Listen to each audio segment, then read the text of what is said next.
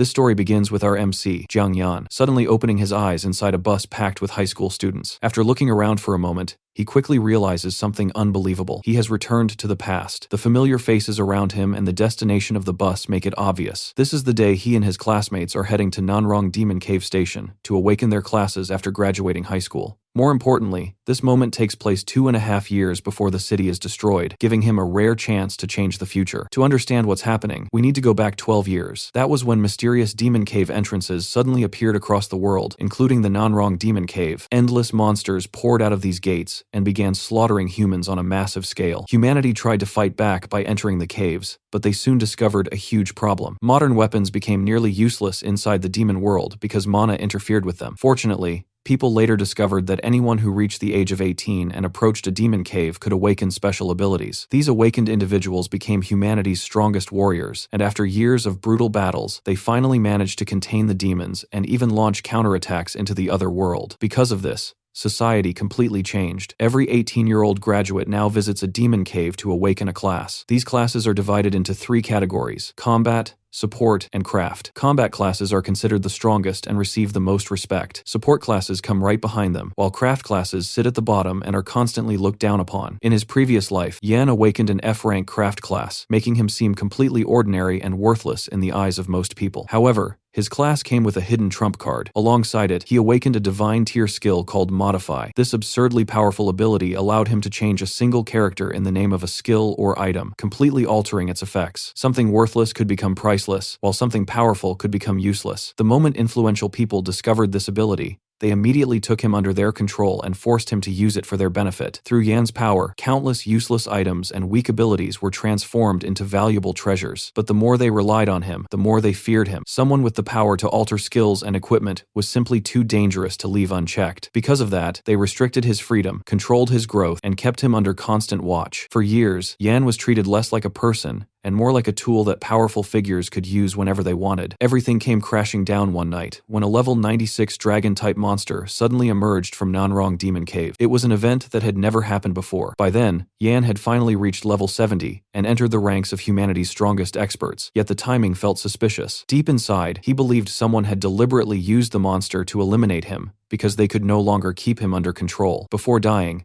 Yan made one final move. He used Modify on his resurrection skill and transformed it into rebirth. That single change became the reason he was able to return to the past. Now that he has been given a second chance, Yan has no intention of repeating the same mistakes. This time, he trusts no one but himself. He plans to hide his true abilities, quietly grow stronger, protect his family and friends, and stop the city's destruction before it ever happens. Not long after, the bus arrives at the Nanrong City Hunter Association headquarters, where the Awakening Plaza is located. The atmosphere is a mix of excitement and anxiety. Some students are already dreaming about awakening powerful combat classes, while others are quietly praying they don't end up with some useless class that will ruin their future. Meanwhile, almost everyone's attention is focused on Jiang Yan. After all, he's the academy's top student in both academics and combat. Since he was born with an unusually high amount of mana, many people consider him a once-in-a-generation genius. In their minds, there is no way someone like him awakens anything other than an elite combat class. Of course, not everyone is cheering for him. The school's second-ranked student, Yong Hongwei, has always lived in Yan's shadow and can't stand it. Deep down, he's hoping Yan finally crashes and burns. Soon, the teacher calls Yan forward and announces that he'll be the first student to awaken, hoping his results will give everyone a strong start. The supervisor instructs him to place both hands on the crystal and begin the process. While everyone else is nervous, Yan remains completely calm. Unlike them, he already knows exactly what's about to happen. The students, teachers, and supervisors watch closely as the crystal begins to glow. Most of them are praying for a powerful combat class, while Hongwei is practically wishing for disaster. A bright light suddenly erupts from the crystal before a class panel appears. Just as Yan expected, the result is Repairman, an F-rank craft class. The entire place instantly falls into chaos. The teacher nearly grabs his head in disbelief, unable to understand how the academy's greatest genius ended up with such a terrible class. Meanwhile, Hongwei and his friends are having the time of their lives. For them, this is the funniest thing they've ever seen. The guy who always stood above everyone else has just awakened what most people consider complete trash. One of the supervisors tries to soften the blow, explaining that Repairman isn't completely useless. He tells Yan that at the very least, he could open a repair shop and earn a decent living fixing equipment. But before anyone can move on,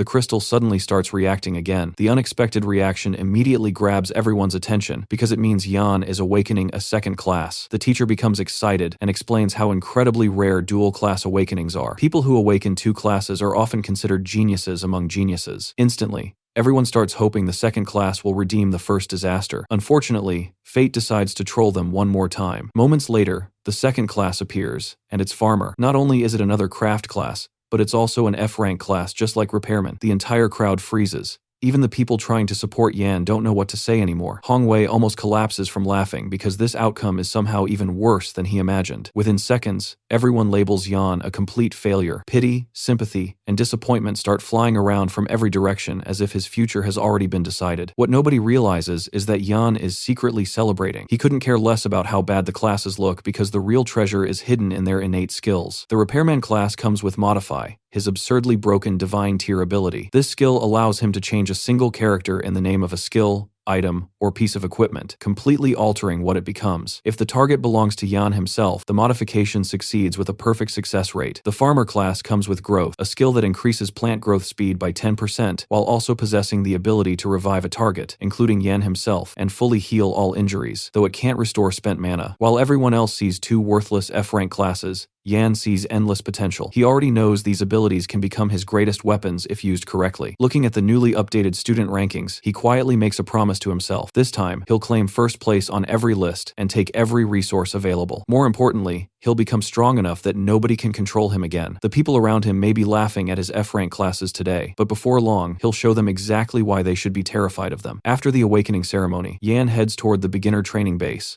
a special facility designed to help newly awakened rookies level up safely. The place is filled with weak demon cave creatures that have been raised and managed by humans, making it the perfect spot for beginners to farm experience. More importantly, anyone who breaks the dungeon's clear time record earns bonus points in the upcoming provincial rookie tournament, which greatly increases their chances of getting into a top university. While most students come here simply to gain a few levels, Yan has a much bigger goal. He plans to crush the record and secure his path to the best university from day one. When he arrives at the entrance, the knight in charge checks his profile and immediately notices something unusual. Yan is a dual-class awakener, a rarity seen only once in thousands of people. However, the excitement quickly disappears when he sees that both classes are F-rank. Concerned, the knight asks if Yan is really planning to challenge the training base alone. Even though this is only the first stage dungeon, it isn't as easy as many people think. The knight suggests teaming up with classmates, but Yan calmly refuses and asks for the beginner equipment instead. In the knight's eyes, Yan is probably struggling to accept reality after falling from the academy's #1 genius to someone carrying 2 F-rank classes. Trying to help, the knight gives Yan not only an iron sword but also a pair of leather boots that provide an extra 3 points of speed. Yan immediately realizes the man is showing him some kindness. Unfortunately, that kindness is also mixed with a bit of pity. As Yan walks toward the training area, the knight jokingly tells him to call for help if the charging rabbits overwhelm him. Yan simply thanks him for the advice and continues forward. The moment he gets out of sight, he secretly uses Modify on both pieces of equipment, increasing the sword's penetration power and boosting the movement speed of the boots even further. He could have transformed them into something ridiculous like a holy sword or a demonic weapon, but the area is covered with cameras. Having already suffered for exposing his abilities in his previous life, Yan has no intention of making the same mistake twice. The beginner training base is split into 3 sections: the basic area, the advanced area, and the boss area. Most rookies spend their time in the basic area, while stronger trainees challenge the advanced area. Anyone hoping to break the clear time record, however, must reach the boss area and defeat the boss-ranked charging rabbit waiting at the end. These monsters may only be level 1, but they're aggressive little monsters with crystal shells on their heads that they use like battering rams. Yan's goal isn't just to clear the dungeon. He wants to reach level 5 immediately, which means killing at least 100 rabbits. Only then can he unlock access to the next training ground,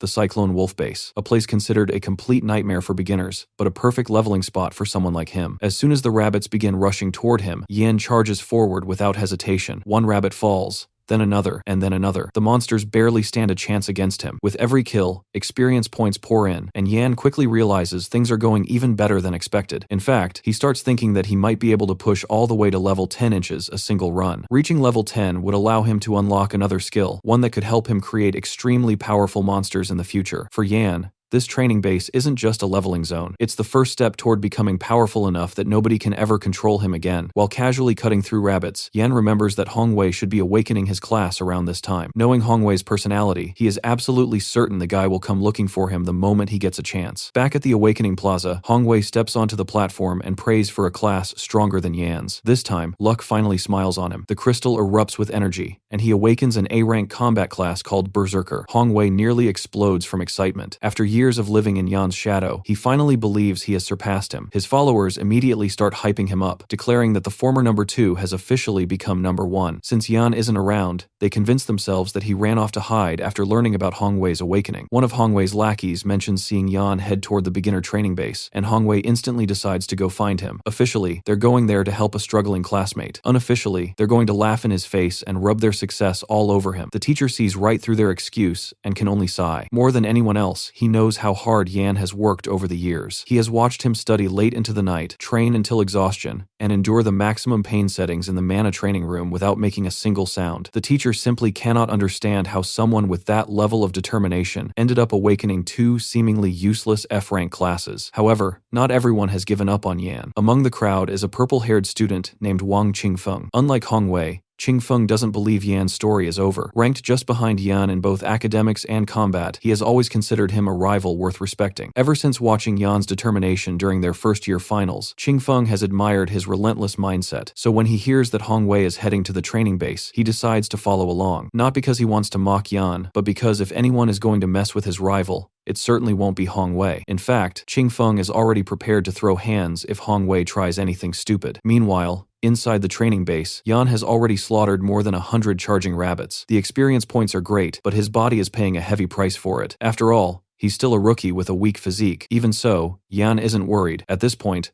only one enemy remains, the Rabbit King. Once that monster goes down, he'll clear the area and finally reach level 5. The Rabbit King is a level 5 monster with an elemental crystal shell on its head, allowing it to deal elemental damage through its powerful ramming attacks. Normally, a level 4 rookie fighting it head-on while injured would be asking for a beating. Luckily for Yan, he has no intention of fighting fair. As the Rabbit King charges forward using its innate skill, Flame Headbutt, Yan calmly activates Modify. In an instant, he changes the skill's name from Flame Headbutt to Flame Head Burst. The difference is small, but the result is absolutely brutal. Instead of empowering its charge attack, the skill causes the crystal on its own head to explode. Before the Rabbit King can even reach him, the crystal detonates, instantly blowing the monster apart and ending the fight on the spot. Just like that, Yan successfully clears the dungeon and reaches level 5. At the same time, an announcement appears on the public notice board. Jiang Yan has broken the Charging Rabbit elite record with a clear time of only 36 minutes. Everyone who sees it is stunned, because the previous record was over an hour. The students immediately explode into discussion, while Hongwei refuses to accept reality. In his mind, there is no way Yan could achieve something like that after awakening 2 F-rank classes. The only explanation is cheating. Convinced that he's uncovered some kind of fraud, Hongwei becomes even more determined to track Yan down and expose him. Meanwhile, Yan couldn't care less about what people think. After repairing his injuries with his skill, he immediately sets his sights on the next challenge, the Whirlwind Wolf Base. In his previous life, the Wolf King caused him plenty of trouble. This time, however, Yan has every intention of collecting some payback along with the experience points. Before long, he arrives at the Whirlwind Wolf Base. Compared to the rabbit area,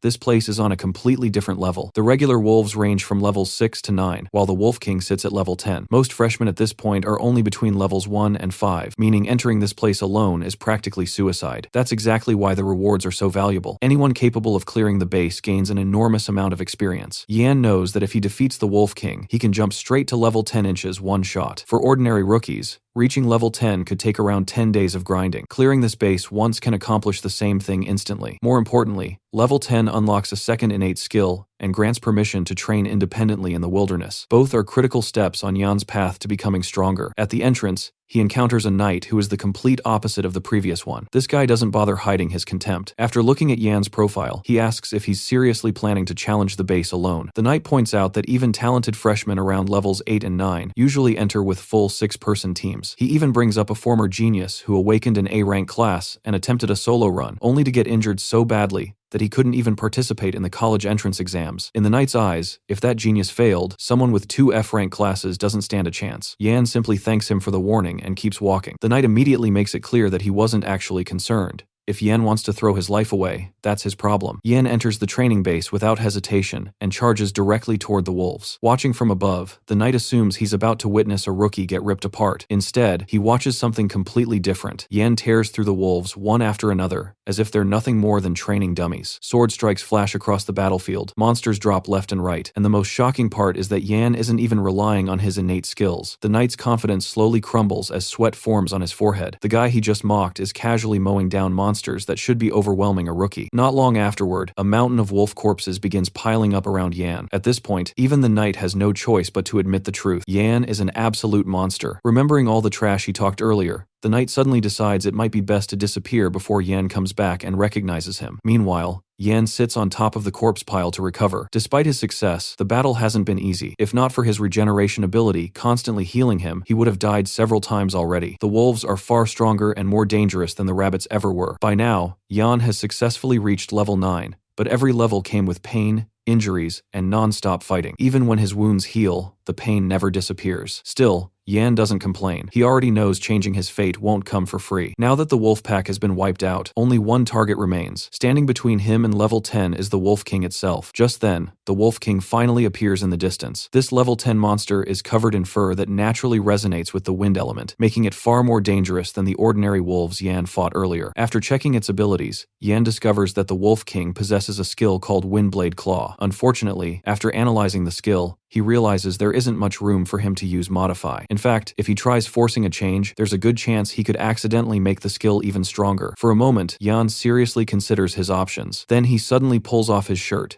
revealing the physique he built through years of brutal training, and decides that if tricks won't work, he'll settle this the old-fashioned way. After all, aside from his skills, he's still the #1 student in both academics and combat. Without wasting another second, Yan charges straight at the Wolf King, ready to prove exactly why he earned that title. Meanwhile, Hong Wei and his group are having a much rougher time. Their attempt at conquering the Charging Rabbit training base ended in complete disaster. They barely escaped with their lives, and only survived because they requested emergency assistance. The knight in charge immediately scolds them for recklessly entering the advanced area when they should have been training in the basic zone like normal rookies. Deep down, Hong Wei is furious. Even with an entire party backing him up, he couldn't reach the boss area. Yet somehow, Yan not only cleared it, but also set a record. No matter how much he thinks about it, he refuses to believe it happened legitimately. Convinced that Yan cheated somehow, Hong Wei vents his frustration by slamming a fist into one of his unfortunate lackeys. As if that humiliation wasn't enough, the public notice board suddenly lights up once again. A new announcement appears, informing everyone that the Whirlwind Wolves training base has been cleared in a record time of 58 minutes by Jiang Yan. The crowd instantly erupts in shock. Hong Wei's followers can barely process what they're seeing, but instead of accepting reality, Hong Wei becomes even more obsessed with bringing Yan down. He immediately tells his lackeys that they're heading to the wolf base under the excuse of congratulating Yan. In reality, he plans to ruin Yan's reputation no matter what it takes. At this point, proving himself better than Yan has basically become an obsession. Back inside the training base, Yan has finally achieved the goal he came for. He successfully reaches level 10 and unlocks his second innate skills. From the repairman class, he obtains a skill called durability, while the farmer class grants him plant grafting. The moment he sees plant grafting, a smile immediately appears on his face because this is exactly the skill he was waiting for. Without hesitation, he activates Modify and changes plant grafting into universal grafting. Just like that, another ridiculously overpowered ability falls into his hands. Universal grafting allows him to combine the genes of two completely different species and create an entirely new life form. The resulting creature can end up either weaker or stronger than its parents. Right now, Yan only has a 10% chance of producing a superior species, but that percentage will increase as the skill levels up. Future upgrades will also allow him to graft more species together and further improve the odds of creating something extraordinary. Although the skill comes with restrictions, Yan knows just how terrifying it can become. For example, combining two already powerful A-rank monsters could potentially produce an even stronger S-rank monster. Then, by using a Beast Tamer skill scroll to establish a contract, he could turn that creature into a completely loyal battle companion. Yan remembers how the powerful figures in his previous life took advantage of abilities like this for their own benefit. This time, however, everything he creates will belong to him and him alone. After sorting out his newly acquired abilities, Yan finally prepares to leave. Looking back at everything he accomplished in a single day, even he is impressed. Not only did he shatter records and reach level 10, but he also managed to obtain a valuable magic crystal. These crystals have an extremely low drop rate and can grant powerful effects when embedded into equipment. Unfortunately, anything dropped inside the training grounds belongs to the Hunter Association. Still, Yan isn't disappointed. Now that he's level 10, he can finally enter the wild regions of the Demon Cave. Out there, every crystal and material he finds will belong entirely to him. For someone who spent his previous life being controlled by others, the thought of finally becoming financially independent feels pretty damn good. Unfortunately, reality quickly reminds him that he still has problems. The claw wound on his chest suddenly flares up with intense pain. Since the injury isn't serious enough to kill him, his regeneration ability refuses to activate. To make matters worse, he doesn't have enough money to receive proper treatment at a hospital. After thinking it through, Yan arrives at a ridiculous but practical solution. The easiest way to fully heal would be to kill himself and trigger his revival ability. The problem is that doing something like that in front of the knights would immediately attract suspicion. As a result, he decides he simply needs to find a quiet location where nobody can see him before carrying out his rather insane healing plan. With that in mind, Yan puts his shirt back on and heads toward the exit. However, the moment he steps outside, he freezes. Instead of finding a quiet path, he finds a massive crowd waiting for him. Students from all over have gathered after hearing about his record-breaking achievements. Even upperclassmen have shown up to see the guy who shattered the training base records. The peaceful escape Yan was hoping for has clearly gone straight out the window. Seeing the massive crowd gathered outside,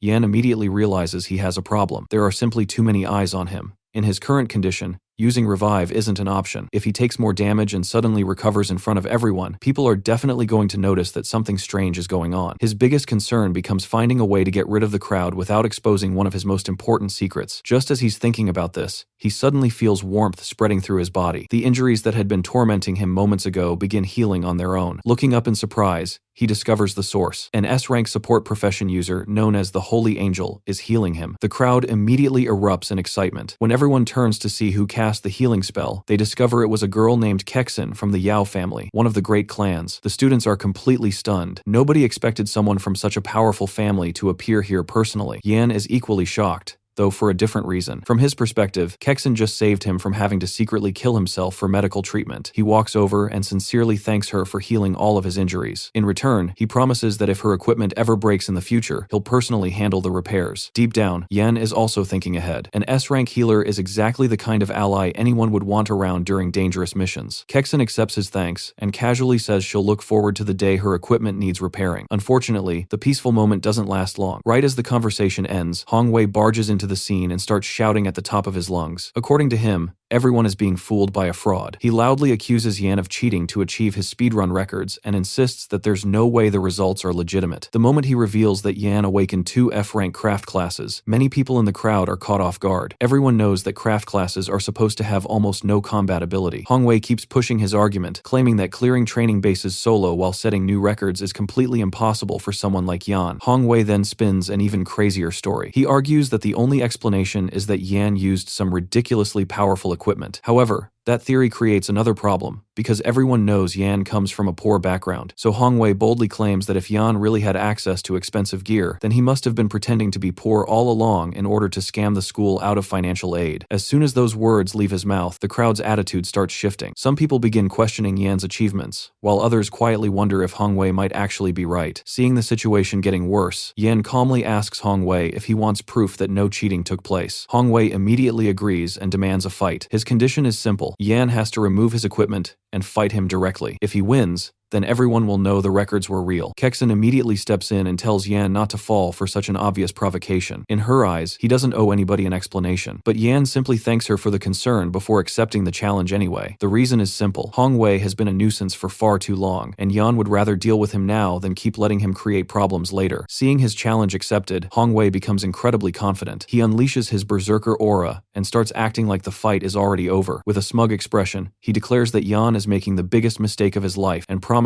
to knock all of his teeth out. Moments later, he activates the Berserker skill itself. The ability consumes 1% of his health every minute, while boosting his battle lust and increasing his strength, agility, and defense by 30%. Yan can't help but find the whole thing amusing. He teases Hongwei, saying that he certainly talks a lot for someone who's about to embarrass himself. He even wonders whether Hongwei can keep up that confidence for a full minute. Deep down, Yan finds it ridiculous that Hongwei believes an A-rank class automatically guarantees victory. As he takes up a fighting stance, Yan prepares to teach him a lesson he's needed for years. True strength doesn't come from a class ranking alone, it comes from the person using it. At the same time, Yan is relieved that he restored all of his modified equipment back to normal before leaving the training grounds. That means nobody can inspect his gear, and discover anything suspicious. To make things even clearer, Yan removes the leather boots he was given and stands there without a single piece of equipment on him. Hongwei sees this and becomes even more excited, convinced the advantage now belongs entirely to him. Without wasting any time, he rushes forward and throws a punch straight at Yan's head. To his shock, Yan effortlessly dodges it. Hongwei refuses to accept what just happened and immediately launches another attack, then another, and then another. Soon he's throwing punches non-stop, desperately trying to land even a single hit. The problem is that every strike looks painfully slow in Yan's eyes. He casually slips past each attack, as if he's been watching them in slow motion. While dodging, Yan admits that the A-rank Berserker class is definitely impressive. However, he points out one very important detail. An attack only matters if it actually connects. Swinging wildly without thinking is nothing more than a waste of stamina. Yan then reminds Hongwei that they've spent the last 3 years together. During that entire time, Yan has already figured out exactly how Hongwei fights. Meanwhile, Hongwei has never once managed to understand Yan's style. Before Hongwei can process those words,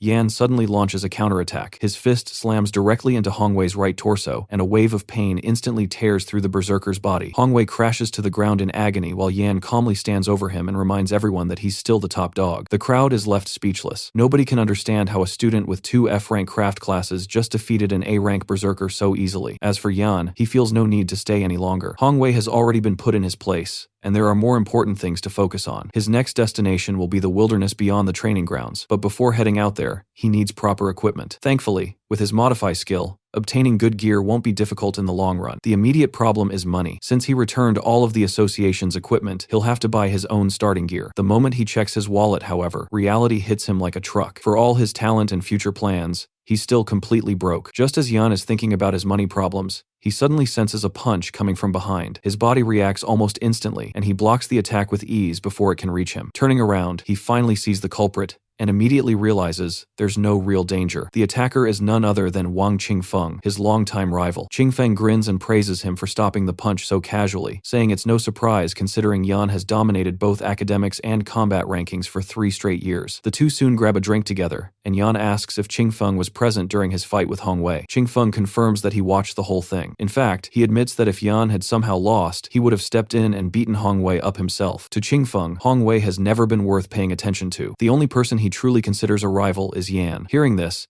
Yan brings up something that's been bothering him for years. During the first-year finals, Qingfeng suddenly surrendered, and since then, he has continued giving up whenever they ended up facing each other. Yan points out that he knows exactly why Qingfeng does it. According to Yan, Qingfeng has been intentionally handing him the top scholarship every year. As the son of a wealthy family, Qingfeng doesn't need the scholarship money, while Yan desperately does. Qingfeng immediately tries to deny it, and jokingly claims that he only surrendered because Yan's eyes looked too scary back then. Yan obviously doesn't buy that excuse for even a second. Since the topic is already on the table, he decides to ask a more important question. If the two of them meet during this year's National Rookie Tournament, is Qingfeng planning to surrender again? This time, Qingfeng's answer comes without hesitation. Absolutely not. He promises that if they face each other at the tournament, he'll fight with everything he's got. No holding back, no surrendering, and no freebies. Hearing that, Yan smiles and raises his drink. The two rivals make a toast, both looking forward to finally settling things properly on equal footing. It is one of those rare moments where neither of them needs to say much, because they already understand each other perfectly. Right after that, Qingfeng suddenly tosses a card toward Yan. When Yan catches it, he discovers that it contains 2,000 credits. Qingfeng casually explains that he wants to purchase Yan's Whirlwind Wolf speedrun strategy. Before leaving, he reminds Yan to send the strategy over as soon as possible. Yan agrees, without any complaints. Once Qingfeng leaves, Yan lets out a sigh of relief. He knows this was Qingfeng's way of helping him without making it obvious, and deep down, Yan feels like he owes him one. Still, at least his biggest problem has been temporarily solved. For the first time all day, he actually has some money in his pocket. Now, carrying 2,000 credits, Yan immediately heads toward the stalls to see what he can find. Before long, he arrives at the cheapest black market he knows. Most people don't expect to find anything valuable there, because nearly everything sold in the area is basic equipment. However, Yan knows from experience that hidden treasures occasionally slip through the cracks. He starts browsing the stalls, until one particular weapon catches his attention. Displayed proudly on a merchant stand is a demon shade saber, embedded with a whirlwind wolf magic crystal. The seller quickly explains the weapon's background. The saber is E+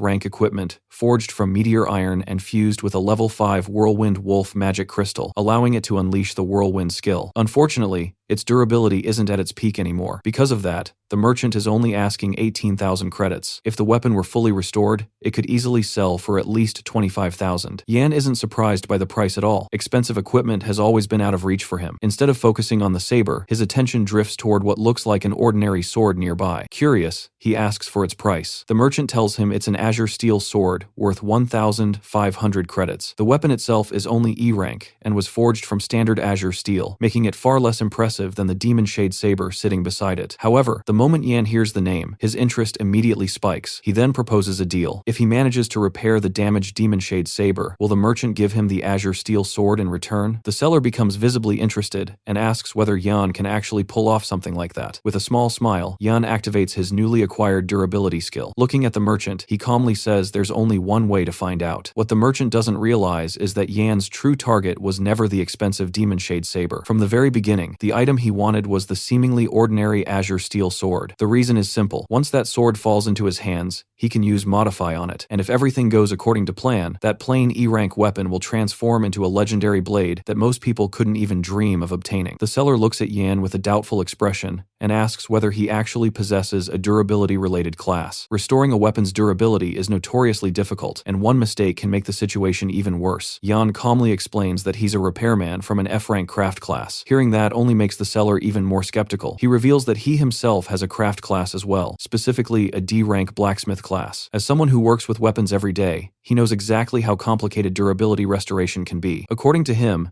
even with his superior class, he still can't guarantee that he could successfully restore the demon shade saber. Since Yan is still a student, the seller decides to give him some advice before letting him proceed. He explains that once a weapon's durability reaches 0, it is effectively destroyed. Repairing it with a durability skill isn't as simple as patching cracks. The user has to sense the weapon's internal structure, understand the flow of magic within it, and then reconstruct everything from the inside out. If the process fails, the weapon's durability won't improve. Instead, it will drop even further. The seller then makes the stakes very clear. If Yan messes this up, he'll owe him 18,000 credits. It is a warning that would make most people immediately back away from the deal. Interestingly, Kexon is also wandering around the market at this time, and she quietly watches the entire exchange unfold. She understands that the seller isn't exaggerating. In her family's guild, even experienced B-rank professionals struggle when it comes to restoring damaged weapons. For most people, what Yan is attempting would be considered reckless, but Yan himself couldn't be more relaxed. In his previous life, he spent years repairing equipment for some of the strongest individuals in the world. The weapons and artifacts they handed him were often A-rank or even S-rank treasures. Compared to those, fixing a damaged E+ rank saber feels almost trivial. The real reason he's so confident is because of the effort he put in during his previous life. Most people who awaken an F-rank repairman class lose hope almost immediately and give up on improving themselves. Yan was different. Ever since awakening, he constantly pushed himself to master the durability skill. He trained harder than anyone else because he always wanted to surpass those around him. After being reborn, all of that experience came back with him, turning what most people considered a useless skill into one of his greatest advantages. That's why he doesn't see repairing this saber as some impossible challenge. As Yan begins working on the demon shade saber, the people watching nearby slowly start realizing that something unusual is happening. His movements are smooth, precise, and incredibly confident. Even Kexon starts looking at him differently. Earlier, when Yan promised he could repair her equipment in the future, she wasn't completely sure whether he was serious. Watching him now, she finally understands that he wasn't joking at all. Before long, Yan completes the repair and hands the saber back to the seller. The seller immediately inspects the weapon, and the more he checks it, the wider his eyes become. The damage is completely gone. Not only was the repair successful, but the workmanship is far beyond what he expected. The seller honestly admits that he completely misjudged Yan. He praises him as the real deal, and, honoring their agreement, hands over the azure steel sword. Yan happily accepts it, but internally, he's far more excited than he lets on. The demon shade saber was never his real target. From the very beginning, everything was about obtaining this seemingly ordinary azure steel sword. The moment the sword lands in his hands, Yan uses Modify. With a single change, he alters its name from Azure Steel Sword to Azure Jar Sword, a legendary blade from ancient times. According to legend, this was once the weapon carried by a war god who effortlessly smashed through enemy armies and broke enemy lines wherever he went. Just like that, an ordinary E-rank weapon is transformed into something far more valuable. Thanks to this, Yan no longer needs to spend the 2,000 credits he just earned. University tuition is expensive, and he knows he'll need every bit of money he can save. On top of that, Yan can't stop thinking about his younger sister. Ever since their father passed away, life hasn't been easy for her. He knows that in the future she will become someone truly remarkable, but right now she's still a lonely shut-in who struggles with the world around her. Before heading off to university, Yan wants to leave enough money behind to make sure she can live comfortably. The thought only strengthens his determination to become stronger and wealthier as quickly as possible. Just as he's preparing to leave, a familiar voice calls out from behind him. Turning around, Yan discovers that it's Kexin. She gets straight to the point and asks whether she can hire him. Then she casually offers 50,000 credits for a single job. Yan is naturally interested and asks what exactly she wants. Kexin explains that she's currently only level 3 and wants Yan to carry her all the way to level 10. Hearing that, Yan immediately agrees. Kexin is pleased by the answer, while Yan is secretly amazed that another pile of money has practically fallen into his lap. A moment later, Kexin suddenly rushes over to the seller and announces that she wants to purchase the Demon Shade Saber. Since the weapon has now been restored to full durability, the seller proudly informs her that the price is 25,000 credits. Without hesitation, Kexin pulls out the money directly from a storage ring. The seller nearly loses his mind on the spot. Anyone carrying that kind of cash around so casually is clearly from an absurdly wealthy family. He immediately completes the transaction and hands over the weapon. Meanwhile, Yan is already considering how useful Kexin's support abilities will be for his future plans. Just then, Kexin walks back toward him and does something completely unexpected. She holds out the newly purchased Demon Shade Saber and tells him that it's a gift to celebrate their first meeting. Before Yan can even think about refusing, she firmly tells him not to return it. Yan is genuinely stunned. He never imagined she'd spend 25,000 credits on a weapon, only to hand it over moments later. In that instant, Yan realizes that Kexin isn't just wealthy, she's also incredibly generous and well-mannered. He gratefully accepts the gift and thanks her sincerely. As for Kexin, she simply has a feeling that Yan is destined for greatness. In her eyes, helping him now is an investment that will pay off in the future. With their business settled and their partnership officially beginning, Yan suggests that they stop wasting time and head straight to the rookie training grounds. A short while later, Yan and Kexin arrive at the Charging Beast training grounds. Equipped with his new weapons, Yan tears through the monsters like they're made of paper, while Kexin stays behind him, providing support and healing whenever necessary. The combination turns out to be ridiculously effective. Not only does Kexin level up rapidly, but the two of them also manage to set a brand new clear time record for the entire training ground. As if that wasn't impressive enough, they head over to the Whirlwind Wolf base afterward and break that record too. News spreads quickly, and people are left completely stunned. The shock only grows when everyone learns that Yan's partner is Kexin from the Yao family. After all, her father is the chairman of the Dali Merchant Guild, one of the top 10 trading houses in the nation. By the time Kexin reaches level 9, exhaustion is starting to catch up with her. She suggests taking a break, but Yan tells her to rest while walking instead. According to him, her current stats are more than enough to keep going. Rather than getting discouraged, Kexin becomes even more motivated. She admits that she wants to keep pushing herself just like Yan. After all, she awakened an S-rank support class, and she doesn't want to waste that talent. Meanwhile, Yan has already climbed all the way to level 13. Looking ahead, he announces their next destination, the Netherflame Boar Base, the only rookie training ground officially rated as S-level danger. When they arrive, the knight guarding the entrance immediately recognizes Yan. He knows all about the records Yan has been breaking and warns him that this dungeon is on an entirely different level. The Netherflame Boar King is far more dangerous than the Charging Rabbit King or the Whirlwind Wolf King. Most rookies wouldn't even think about entering. Yan, however, remains completely unfazed. He simply replies that greater risks bring greater rewards. In his eyes, anyone who refuses to take risks will never reach greater heights. The truth is that Yan isn't nearly as worried as he sounds, because he has Kexin beside him. Having an S-rank support class backing him up changes everything. Seeing that Yan has already made up his mind, the knight reluctantly allows them to enter and wishes them luck. Yan gladly accepts, because he knows they're definitely going to need some. After walking deeper into the dungeon, Kexin starts getting confused. There isn't a single monster in sight. Yan explains that this dungeon is different from the previous ones. There are no ordinary monsters here at all. The entire dungeon contains only one enemy, the boss itself. The moment Kexin hears that, she nearly panics. Before she can ask any more questions, a gigantic figure appears in the distance. The sight alone almost makes her pass out. Meanwhile, Yan's eyes practically light up. He immediately draws both of his swords because, for the first time today, he's looking at an opponent that actually seems challenging. The monster standing before them is the level 15 Spectral Wild Boar King. It's a terrifying magical beast from the Demon Caves that possesses a violent temperament and a skill called Ghost Flame Charge. Ghostly flames flow continuously from its body, generating temperatures of nearly 200 degrees Celsius. As the monster approaches, Yan orders Kexin to keep Holy Light active on him so he can maintain his HP throughout the battle. Kexin immediately activates her Holy Angel skills, and with her support in place, Yan charges forward. His plan is simple. Against a monster this dangerous, striking first is the safest option. Leaping into the air, Yan attempts to use gravity and rotational force to deliver a powerful slash to the boar's neck. On paper, it looks like a brilliant opening move. Unfortunately, the Boar King isn't nearly as dumb as the previous bosses. At the last second, it jumps and blocks the attack with its tusks. The failed attack immediately tells Yan something important. This boss is significantly smarter than the others. Realizing that the same trick won't work twice, he abandons the strategy. Instead, he decides to make use of the opportunity to secretly activate Modify while he's airborne. More importantly, he wants to do it where Kexen can't easily see what he's doing. Using Modify,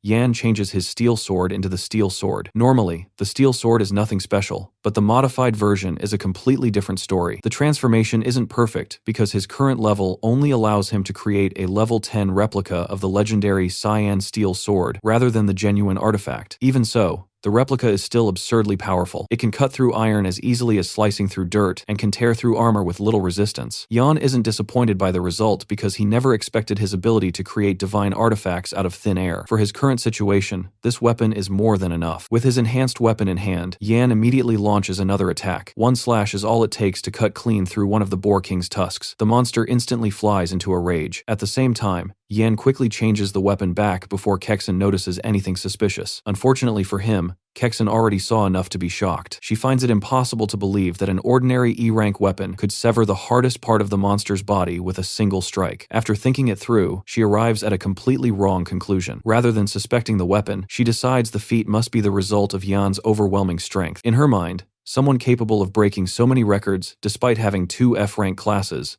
must simply be stronger than most people with A-rank classes. While Kexen is busy creating increasingly ridiculous explanations in her head, Yan notices the strange expression on her face and immediately guesses what's happening. Before she can get any deeper into her imagination, he calls her back to reality and reminds her to keep using holy light. He points out that if she doesn't contribute enough, she might miss out on the experience when the boss dies. Thankful for the reminder, Kexen quickly resumes supporting him. Meanwhile, Yan starts preparing for the final phase of the fight. He considers modifying the name of his demon sword for a decisive attack, but after running through several possibilities in his mind, he decides against it. Choosing the wrong modification could easily backfire or fail entirely. Just then, the Boar King activates Nether Flame Charge and comes barreling toward him like a giant flaming blue missile. The attack immediately pulls Yan's attention back to the battle. After a brief moment of thought, he comes up with a much better idea. He suddenly tells Kexen to close her eyes. Completely confused, she asks why. Yan simply tells her to trust him because she probably won't be able to handle what she's about to see. Thinking something gruesome is about to happen, Kexen obediently shuts her eyes without asking any more questions. As the enormous boar charges forward, Yan activates Modify once again. With a simple change,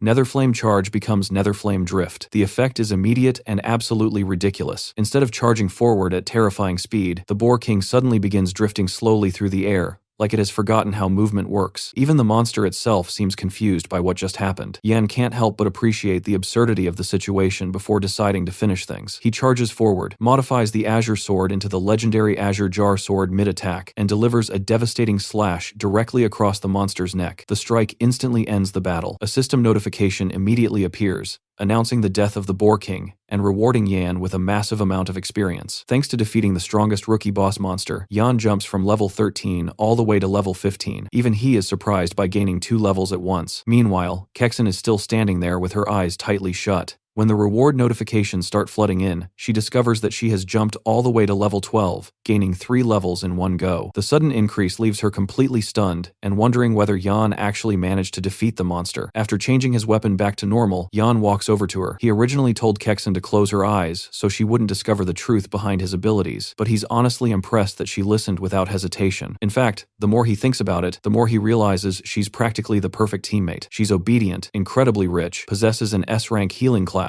and doesn't ask too many questions. Yan is already considering bringing her along whenever future dungeons require party members. A few minutes later, he tells Kexen that she can open her eyes. The moment she does, she sees the massive corpse of the Boar King lying on the ground and freezes in disbelief. She genuinely can't comprehend how Yan managed to defeat such a terrifying monster almost entirely by himself. As Yan prepares to leave, Kexen quietly watches him with admiration. In her eyes, he's not only talented, but also reliable and trustworthy. Before he can walk away, Kexen stops him and hands over his payment. Then she surprises him again by including a bonus gift. Yan's eyes widen the moment he sees what it is: a storage ring. These rings are incredibly valuable because they're made from crystals containing permanent spatial magic. They completely ignore normal physical limitations and can store huge amounts of items. Even the smallest storage rings sell for hundreds of thousands of credits. Realizing how expensive the gift is, Yan immediately tries to refuse it. Kexen, however, insists. She points out that Yan helped her gain 2 extra levels beyond their original agreement, so she considers the gift justified. More importantly, she believes someone with Yan's talent will benefit from it far more than she will. After thinking about it carefully, Yan realizes she's right. He plans to head into the wild regions of the Demon Cave soon, and a storage ring will be invaluable for carrying loot and materials. In the end, he accepts the gift. In return, he promises that if Kexen ever needs his help in the future, he'll do whatever he can as long as it doesn't violate his principles. Satisfied with the arrangement, the two finish their business and finally head out together. Meanwhile, outside the training grounds, discussions about the freshman rankings are spreading everywhere. People are surprised to discover that the gap between the top contenders is incredibly small. The reason is simple. This year's batch of rookies is stacked with talent. Nanrong City produced an unusual number of A-rank and S-rank combat classes, and many people are already calling it one of the strongest generations in years. The biggest source of attention is Nanrong 7th High, where rumors claim that 3 separate S-rank combat classes awakened in the same year. Just hearing that is enough to make people realize how fierce the competition is going to be. Not long afterward, Yan and Kexen arrive to check the rankings themselves. Although Yan is currently sitting at number 1, he isn't celebrating too early. He knows that several monsters are right behind him and that they'll probably catch up sooner rather than later. The first is Li Yufeng, the top student of Nanrong 3rd High in both academics and combat. He awakened an S-rank Sword Saint class and is considered nearly unbeatable in close-range combat. The second is Zhang Hong, the number 1 martial artist from Nanrong 9th High, who awakened the A-rank Blazing Fistmaster class. His offensive power is terrifying. The third is Lu Yuan, an S-rank Gale assassin whose class specializes in high-speed movement,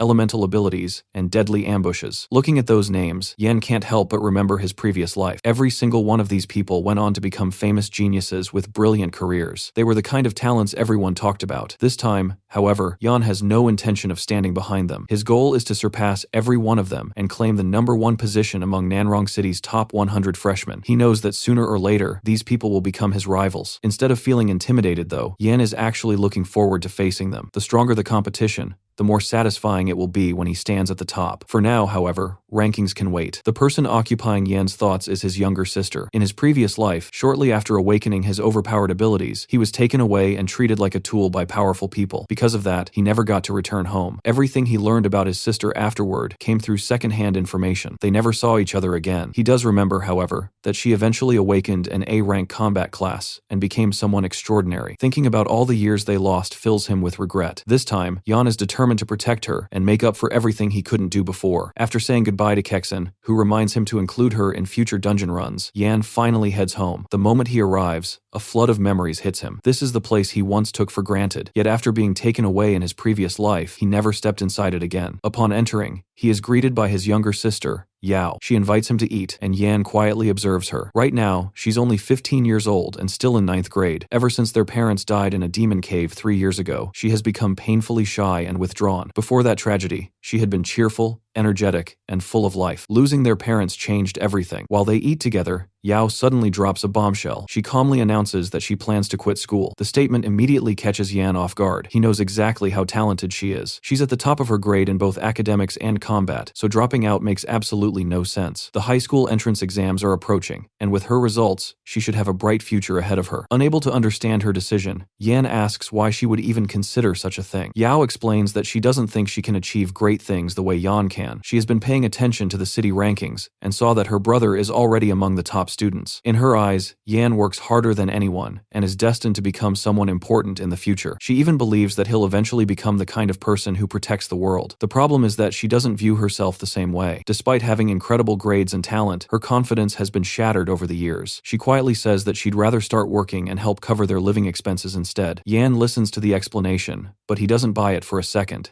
The excuse sounds too convenient. He knows his sister well enough to realize there's another reason behind this sudden decision. Just as he's about to press her further, a familiar visitor walks through the door. The newcomer is Uncle Quan. The moment he notices the tense atmosphere in the room, he hesitates awkwardly before entering. Soon afterward, he starts talking about his struggling business and apologizing for bothering them again. It turns out that Quan owns Aquan Emergency Microloan Company. Over the past 2 years, Yan and Yao have repeatedly borrowed money from his company to survive. Looking at Yao's expression, Yan immediately pieces everything together. Quan must have visited earlier, reminding her about their debt. Combined with seeing Yan's ranking and knowing how expensive college will be, she probably decided to sacrifice her own future to reduce the burden on him. Rather than letting her brother struggle to pay tuition, she was prepared to abandon her education entirely. Realizing this, Yan immediately asks Kwon to calculate exactly how much they owe. After doing the math, Kwon tells him that the total comes to around 43,000 credits before interest. The man clearly feels uncomfortable asking for repayment because he knows how difficult their situation has been, but his own company is also facing problems.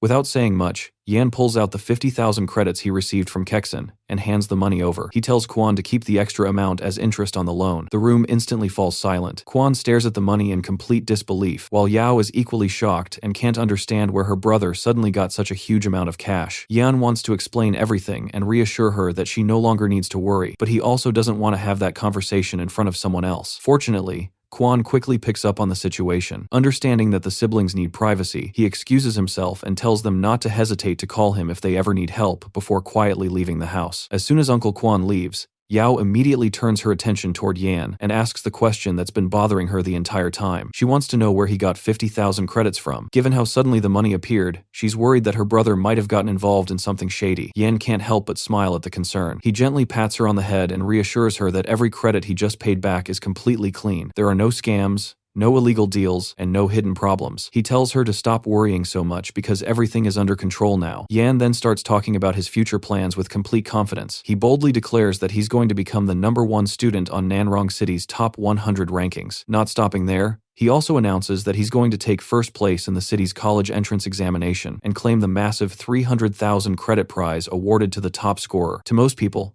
those words would sound incredibly arrogant, but Yao knows her brother better than anyone. Whenever Yan sets a goal for himself, he never treats it as a dream. In his mind, it's already a promise. After that, Yan finally addresses the real issue. He tells Yao that she should never throw away her future because of him. The moment she hears those words, she realizes her brother saw through her excuse immediately. He already figured out the real reason she wanted to quit school. It wasn't because she lacked confidence in herself. It was because she was worried about money. She knew college would be expensive, and after seeing Yan's achievements, she decided she'd rather sacrifice her own future than become another burden on him. Wanting to completely erase those worries, Yan hands her a bank card. He tells her not to concern herself with money anymore, because he already has plenty of ways to earn it. He simply hasn't started using them yet. Then he gives her a challenge instead. He tells her to focus on studying and training as hard as possible. According to Yan, once he reaches the top, everyone's attention will naturally shift toward his little sister. Being related to the strongest student in the city won't make life easier for her. If anything, it will make things harder. The expectations people place on her will become enormous. Yan jokingly warns her that once everyone starts calling her the top dog's little sister, she'll have no choice but to become the strongest student in her own grade. Hearing those words completely breaks Yao's emotional defenses. Her body starts trembling, tears fill her eyes, and before she realizes it, she's already throwing herself into her brother's arms. Through her tears, she promises that she won't embarrass the family, and that she'll work hard too. Seeing her finally let out all the pressure she had been carrying makes Yan feel relieved. This is exactly what he wanted. Unlike his previous life, where he never got the chance to protect her, this time, he can actually be there for her. After comforting Yao, Yan quietly begins planning his next move. He has already solved the immediate money problem, but that's only the beginning. If he truly wants to change his fate and become the strongest, he'll need to grow much faster. That means earning money and gaining levels at the same time. With that goal in mind, he immediately thinks of a place beyond the human-controlled regions inside the Demon Cave. Unlike the beginner training grounds, these areas are far more dangerous, but the rewards are also on a completely different level. The place Yan has his eyes on is Poison Dragon Valley. It's a region famous for being packed with monsters, making it one of the best locations for rapid solo leveling. Of course, the reason most people avoid it is because it's also incredibly dangerous. A single mistake there can easily cost someone their life. For Yan, however, the valley looks less like a death trap and more like a giant pile of opportunities waiting to be collected. The dense monster population means endless experience points, valuable materials, and plenty of magic crystals that can be sold for huge amounts of money. There's another reason Yan is interested in Poison Dragon Valley. Rumors say that somewhere deep inside the valley lives a rare dragon-type monster. The moment he thinks about that rumor, he can't help but get excited. If he can somehow obtain one of the creature's eggs, he'll finally be able to make proper use of his universal grafting skill. With a dragon egg as a foundation, he could potentially create an incredibly powerful monster and turn it into a loyal battle companion. The possibilities are enough to make even someone with Yan's experience look forward to the future. By the end of the night, Yan's mind is already made up. Between the chance to level up quickly, earn money, collect valuable magic crystals, and possibly find a dragon egg, Poison Dragon Valley offers everything he currently needs. Determined to keep moving forward and seize every opportunity this second life gives him, Yan decides that the very next day, he'll set out for the Poison Dragon Valley and begin his first true solo adventure beyond the safe zones. The following day, Yan boards a bus headed toward Nanrong City's Demon Cave. As the vehicle moves along, he quietly thinks about his next objective. To reach Poison Dragon Valley, he first has to pass through the Demon Cave itself. Since it's still early in the day, he expects the area to be packed with people. The Demon Cave is connected directly to Nanrong City through a single passage, and inside it sits a massive human stronghold that serves as one of humanity's major defensive fortresses against monster invasions. In his previous life, Yan spent years here under the control of powerful figures. The entire place brings back memories he'd rather forget. The fortress itself is overseen by 2 bosses above level 70, and unfortunately, those were the same people who once treated him like a tool instead of a person. After entering the Demon Cave, Yan immediately notices how crowded it is. Awakeners are everywhere, and nearly all of them are fully equipped with weapons and armor. Unlike the safety of the city,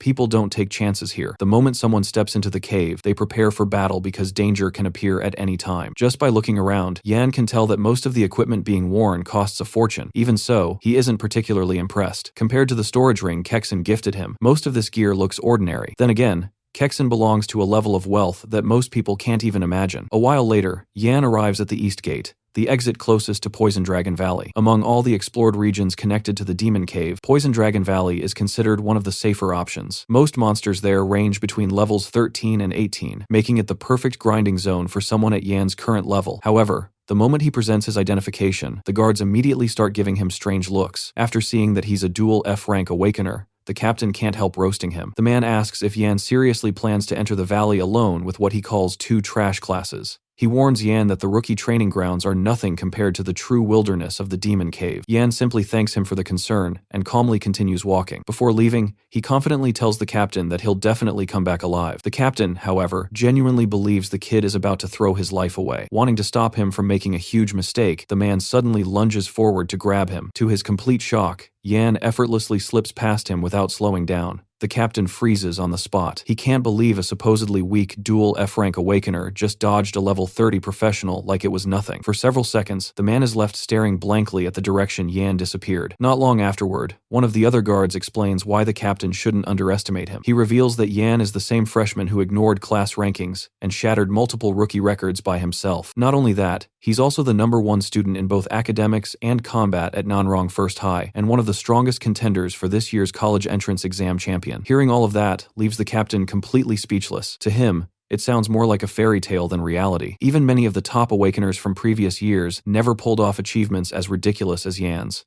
Meanwhile, Yan finally enters Poison Dragon Valley. The place is filled with opportunities, but it also comes with a major problem. Toxic gas covers large portions of the area, making antidote pills absolutely necessary for survival. Yan pulls one out from his storage ring and swallows it immediately. The downside is that each pill only remains effective for around 3 hours. Since the pills aren't exactly cheap and Yan is still painfully broke, he plans to make every second count. Almost immediately after taking the antidote, 3 level 13 poison wing lizards charge toward him. Yan doesn't even flinch. To him, they're nothing more than warm-up targets. He quickly cuts them down using his Azure Steel Blade and gains experience from each kill. Seeing his progress increase after only 3 monsters immediately puts him in a good mood. With that, Yan pushes deeper into the valley. Before long, he encounters an even larger group of monsters and decides to speed things up. Activating Modify, he transforms the Azure Steel Sword into the Azure Jar Sword and charges straight into battle. Poison Wing Bats start dropping one after another as Yan cuts through them with ease. He practically welcomes more monsters to come at him. The non-stop slaughter rewards him with a huge amount of experience, allowing him to level up further. Once the bats are dealt with, he moves on to a patch of carnivorous fiend grass and wipes them out just as quickly. The experience gained pushes him even higher. Not satisfied yet, he continues onward and starts hunting large groups of miasma toads. Just like everything else so far, they barely slow him down. By the time he's finished clearing them out, Yan has climbed all the way to level 18. After hours of fighting, Yan finally takes a short break to recover and let Regenerate do its job. Although his leveling speed has been excellent, he's still a little disappointed. Despite killing a ridiculous number of monsters, he hasn't found a single magic crystal. Since those crystals are one of his main sources of future income, the lack of drops makes him wonder if he's having a terrible luck streak today. Unfortunately, before he can think about it any longer,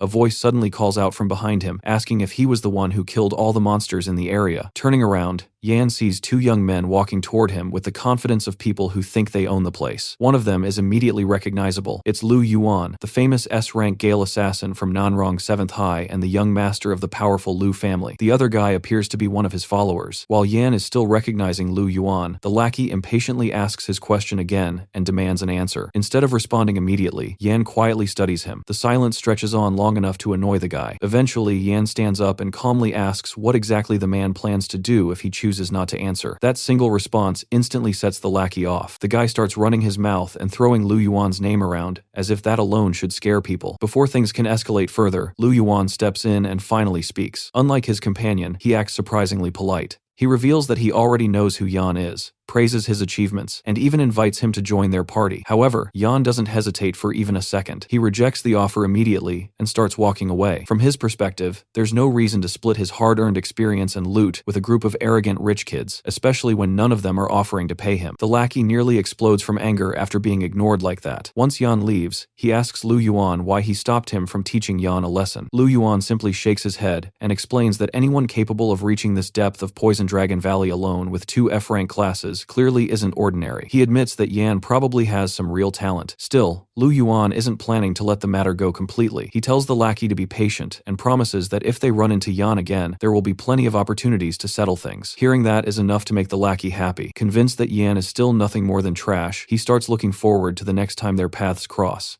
Meanwhile, Yan continues pushing deeper into Poison Dragon Valley. At this point, he only has 1 antidote pill remaining, so he decides to keep things simple. His plan is to hunt a few more miasma toads, reach level 19, and then call it a day. Unfortunately, things don't go according to plan. After spending nearly an hour searching the valley, he doesn't find a single worthwhile target. The lack of monsters is frustrating enough, but what disappoints him even more is the complete absence of rare creatures. Ever since entering the valley, he'd been hoping to run into the rumored dragon-type monster hidden somewhere in the region. Not only has he failed to find it, but he hasn't even seen anything remotely related to a dragon. Just as Yan is wondering whether his luck has completely abandoned him, a dark projectile suddenly shoots toward him. Fortunately, his reaction speed is fast enough. He instantly raises the azure sword and blocks the incoming attack before it can hit him. After deflecting it, he carefully studies the strange object and realizes it isn't just some random projectile. Whatever launched, it possesses surprisingly powerful defensive capabilities. As Yan prepares for a fight, a gigantic creature suddenly bursts out of the forest. The ground shakes as a massive toad lands before him, growling like an enraged beast. The monster is the Miasma Toad King, a level 20 boss monster. Its abilities include Mutated Toad Hide, Giant Tongue Bind, and Burst Poison Gland. For most people, running into a level 20 boss while alone in Poison Dragon Valley would be a nightmare. Yan, however, looks more excited than worried. The only thing on his mind is the possibility of finally obtaining a magic crystal. After spending all day farming monsters without a single drop, the appearance of a boss feels like a gift from heaven. Without wasting any time, the Toad King launches its first attack, activating Giant Tongue Bind. It lashes its enormous tongue toward Yan at high speed. The attack is dangerous, but Yan effortlessly dodges it. After watching the monster move, he quickly figures out how he wants to deal with it. Snapping his fingers, he activates Modify and changes Giant Tongue Bind into Giant Tongue Tangle. The effect is immediate. When the Toad King attacks again, its own tongue wraps around itself, nearly choking the giant creature. Taking advantage of the opening, Yan leaps into the air and brings down the azure sword toward the monster's head. Unfortunately, things don't go as smoothly as he hoped. The strike lands, but it fails to deal meaningful damage. Before Yan can follow up, the Toad King activates Mutated Toad Hide. Instantly, its defense skyrockets as its skin becomes nearly impenetrable. To make matters worse,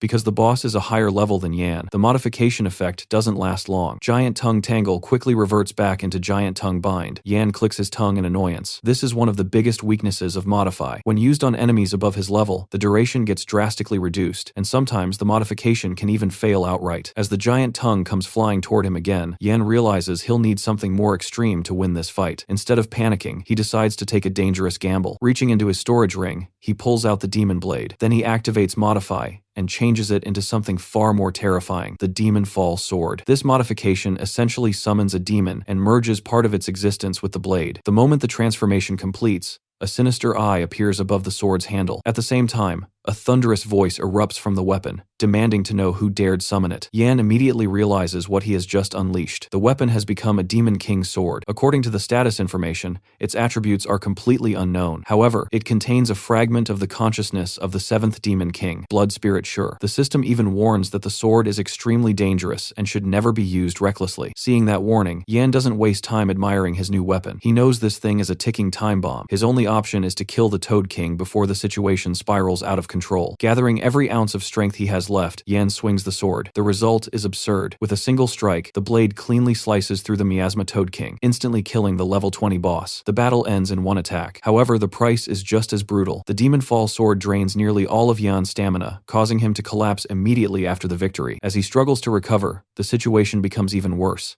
The eye on the sword suddenly begins glowing, and Shure's consciousness starts trying to seize control of Yan's body. Yan immediately attempts to change the weapon back, but there's a problem. He has no stamina left. Without energy, he can't activate Modify. As he lies there exhausted, the eye of the Demon King locks onto him. Shure is furious that a mere human dared borrow his power. Boasting arrogantly, he declares that even a tiny fraction of his strength is enough to enslave Yan's entire world. He starts talking about conquering humanity and making Yan pay for summoning him. Unfortunately for Shure, Yan isn't some clueless rookie encountering a Demon King for the first time. In fact, Yan was already prepared for this exact situation. Drawing on his experience from his previous life, he forces himself back onto his feet. Then, before Shure can finish his dramatic villain speech, Yan grabs the Azure Sword and smashes the eye embedded in the Demon Fall sword. The attack severs Shure's connection to the weapon instantly. The Demon King is absolutely livid. As his consciousness begins fading away, he screams threats, swears revenge, and describes countless horrible things he plans to do to Yan in the future. Yan, meanwhile, couldn't care less. The moment Shure disappears, the pressure on his body vanishes as well. Letting out a relieved sigh, Yan finally relaxes. The Demon King's invasion attempt has failed, but he still has another problem. He remains too exhausted to activate Modify and return the weapon to its original form. For now, all he can do is rest and recover his stamina before leaving the valley. Thinking back on what happened, Yan remembers a much worse incident from his previous life. Back then, one of his modifications accidentally summoned the 9th Demon King, Thunder Spirit Annihilation. The chaos that followed became so severe that a nation-guarding general above level 80 had to intervene personally. Thankfully, that disaster taught Yan a valuable lesson. The key to suppressing Demon King summons is simple. Their consciousness is tied directly to the weapon, so destroying that connection is the fastest way to shut them down. Thanks to that hard-earned experience, what could have become a catastrophe today ended with nothing more than a very angry Demon King getting sent back where he came from. While waiting for his stamina to recover, Yan finds himself thinking about the terrifying existence he had just encountered. The fragment of the 7th Demon King was powerful enough to nearly take over his body, despite being only a tiny piece of its true self. That leaves Yan wondering where beings like Shure actually come from. Are they native to the Demon Caves, or do they originate from an even more horrifying world beyond them? The more he thinks about it, the less he likes the possible answers. Eventually, his stamina recovers enough for him to activate Modify again, and he immediately changes the Demon Fall sword back into its original form. With that dangerous problem handled, it's finally time to collect his rewards. As he approaches the corpse of the Miasma Toad King, Yan can't help hoping that the boss dropped a magic crystal. Fortunately, luck finally decides to smile on him. Embedded within the corpse is a level 20 boss magic crystal. The moment he sees it, his eyes light up. On the market,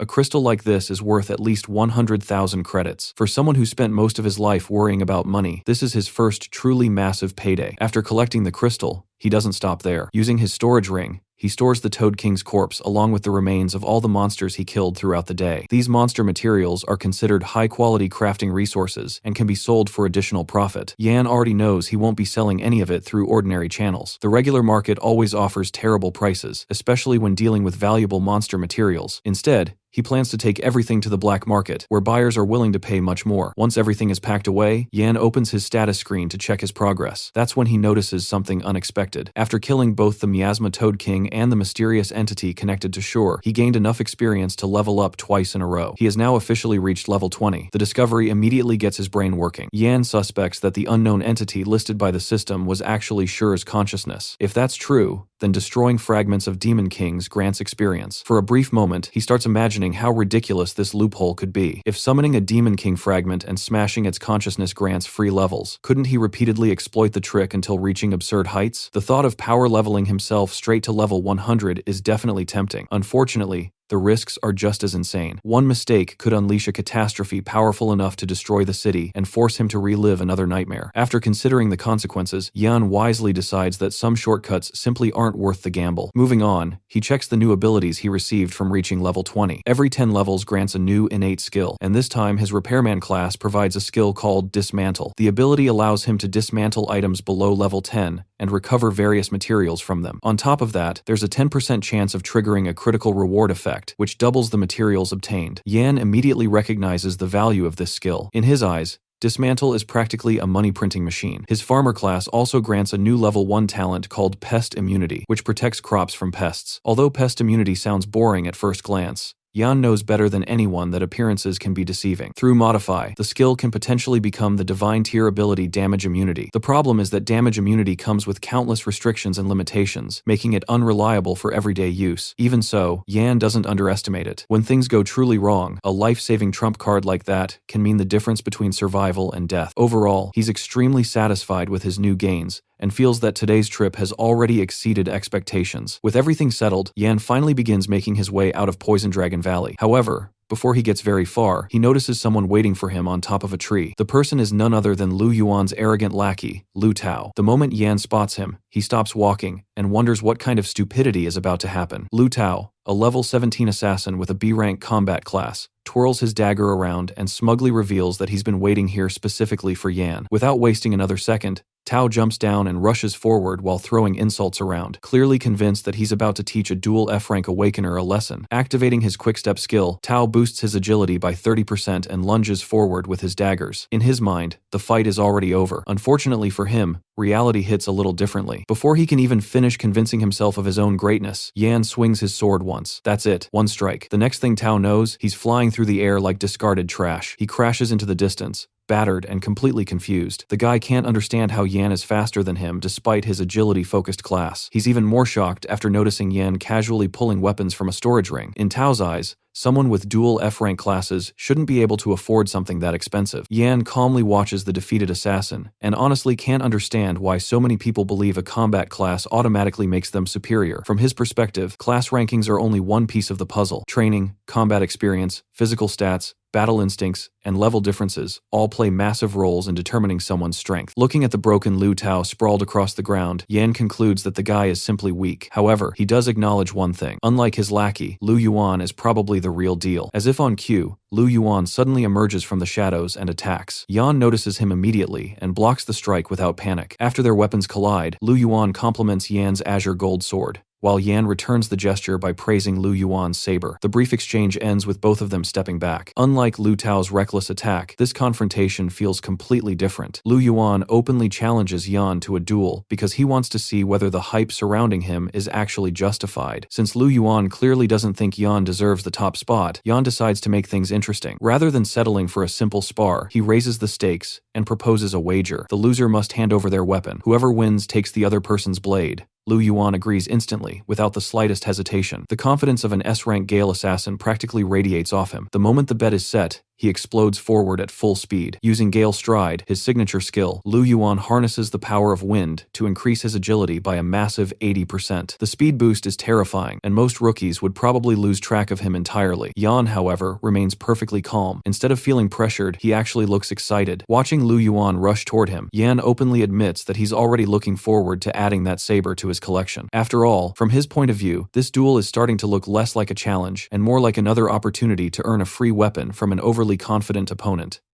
Lu Yuan shifted into a defensive stance, his eyes locked firmly onto Yan as countless thoughts raced through his mind. His class had always been destined to be faster than everyone else. Speed was his greatest weapon, the very foundation of his strength. The next moment, he exploded forward like a bolt of lightning, charging straight at Yan with terrifying momentum. Yan immediately raised his arms and weapons to defend himself, struggling to keep up with the relentless barrage of attacks raining down from every direction. Even while blocking, he could not suppress his shock. Lu Yuan's speed was simply outrageous. As expected of an S-rank S-rank combat class, every movement was incredibly fast and difficult to follow. Nearby, Tao lay on the ground, witnessing the entire battle unfold before his eyes. Excitement filled his face as he shouted at the top of his lungs, cheering for Lu Yuan and urging him to finish the fight. Seeing Yan seemingly forced onto the defensive by his overwhelming speed, Lu Yuan's confidence grew even further. In his mind, the outcome already seemed obvious. Yan was too slow, completely unable to keep up. Convinced that victory was already within reach, Lu Yuan made his move. In a sudden blur, Lu Yuan vanished from Yan's sight and instantly reappeared behind him, aiming directly for his blind spot. At that exact moment, blood splashed into the air. For a brief second, everyone believed the battle had already ended. Yet in the very next instant, an unbelievable scene unfolded before their eyes. Without even turning around, Yan had reached back and grabbed the dagger, stopping Lu Yuan's attack dead in its tracks. The strike that was supposed to decide the battle had been completely halted. Yan calmly looked at Lu Yuan, not a trace of panic visible in his eyes, and stated in a steady voice that the victor had already been decided. Hearing those words and seeing his attack effortlessly stopped, Lu Yuan finally realized what he had failed to understand from the very beginning. Yan had never intended to compete with him in speed at all. This was the true strength of the freshman ranked first in Nanrong City. Instead of frustration, a smirk appeared on Lu Yuan's face. Finally, things were starting to become interesting. If Yan could trade injury for injury, then he could also sacrifice part of his advantage to survive. Without giving Lu Yuan even a moment to recover, Yan immediately swung his weapon with tremendous force. The attack tore through the air with frightening speed and overwhelming power. However, at the critical moment, Lu Yuan instantly leaped backward and narrowly avoided the blow. His body shot through the air before landing safely at a distance. Although he had escaped, the maneuver came with a price. To save himself, Lu Yuan had abandoned his weapon without the slightest hesitation, choosing survival over possession. It was a decision that demonstrated remarkable decisiveness and battlefield awareness. Even Yan could not help but praise him for it. His combat experience was truly impressive. Yan casually tossed the dagger aside, before questioning how Lu Yuan intended to continue fighting without a weapon. By then, Lu Yuan was already standing high on the branch of a nearby tree, looking down at Yan from above. He revealed that he was quite fond of that particular dagger, and therefore always kept 3 of them stored inside his storage ring. Hearing that, Yan suddenly remembered Lu Yuan's status. He was the eldest young master of the prestigious Lu family of Nanrong City. While a B-rank weapon was extraordinarily expensive to ordinary people, to someone like Lu Yuan, it was nothing more than a drop in the ocean. Even so, Yan confidently tightened his grip and prepared himself for what came next. Defeating a genius like Lu Yuan only made this battle feel far more satisfying. At that moment, Lu Yuan raised his newly drawn daggers and activated one of his abilities, Gale Cleaving Slash. A powerful purple aura immediately surged from his body, and his expression became more serious than ever before. He declared that Yan was the first opponent worthy of witnessing this technique. Originally, he had believed the honor would belong to the Sword Saint. With a thunderous roar, Lu Yuan swung his blades at astonishing speed. Sharp blade slashes tore through the air one after another, covering a massive area as they rushed toward Yan from every direction. Faced with the overwhelming assault, Yan immediately moved at high speed, weaving through the incoming attacks. As he narrowly avoided slash after slash, he calmly analyzed the situation. This was the true strength of a combat class. Every innate skill provided a tremendous boost in battle. Another barrage of blade auras surged toward him, forcing him to constantly change direction and adjust his movements. On top of that, Lu Yuan was an S-rank combat class, one of the strongest possible combat professions. Even while dodging, Yan could not deny how terrifying his opponent was. Yet the longer Yan observed the attacks, the more he noticed a flaw. Although Lu Yuan's close-quarters speed was extraordinary, the blade auras themselves were noticeably slower. Releasing such large-scale wind attacks also had to consume a tremendous amount of stamina. In Yan's mind, the path to victory became clear. Hiding and waiting for a single decisive strike was his only chance. After all, revealing his true innate skill was not an option. Meanwhile, Lu Yuan finally realized that Yan had vanished completely. He stopped attacking and carefully scanned the battlefield. The surroundings suddenly fell silent. Standing amidst the destruction he had created, Lu Yuan calmly acknowledged that Yan had hidden himself, calling it a wise decision. Then he gathered Gale aura around himself once more, and shouted that hiding would become meaningless once there was nowhere left to hide. As soon as he finished speaking, another huge wave of slash erupted from his blades, devastating everything in their path. The surrounding forest suffered immensely under the relentless bombardment. Massive trees were sliced apart one after another, crashing to the ground with deafening, thunderous noises. Eventually, after reducing the entire area to ruins, Lu Yuan descended from above and landed on the ground. Confident that Yan would now be exposed, he immediately searched the wreckage. What he found caused his eyes to widen. The battlefield was completely empty. There was not a single trace of Yan anywhere. However, at that exact moment, Lu Yuan suddenly sensed a presence behind him. Instantly, he spun around and launched an attack. His blade flashed through the air with incredible speed, cutting directly toward the detected target. But when the strike landed, it revealed nothing more than a tree stump. The realization shocked the Gale assassin. At the same moment,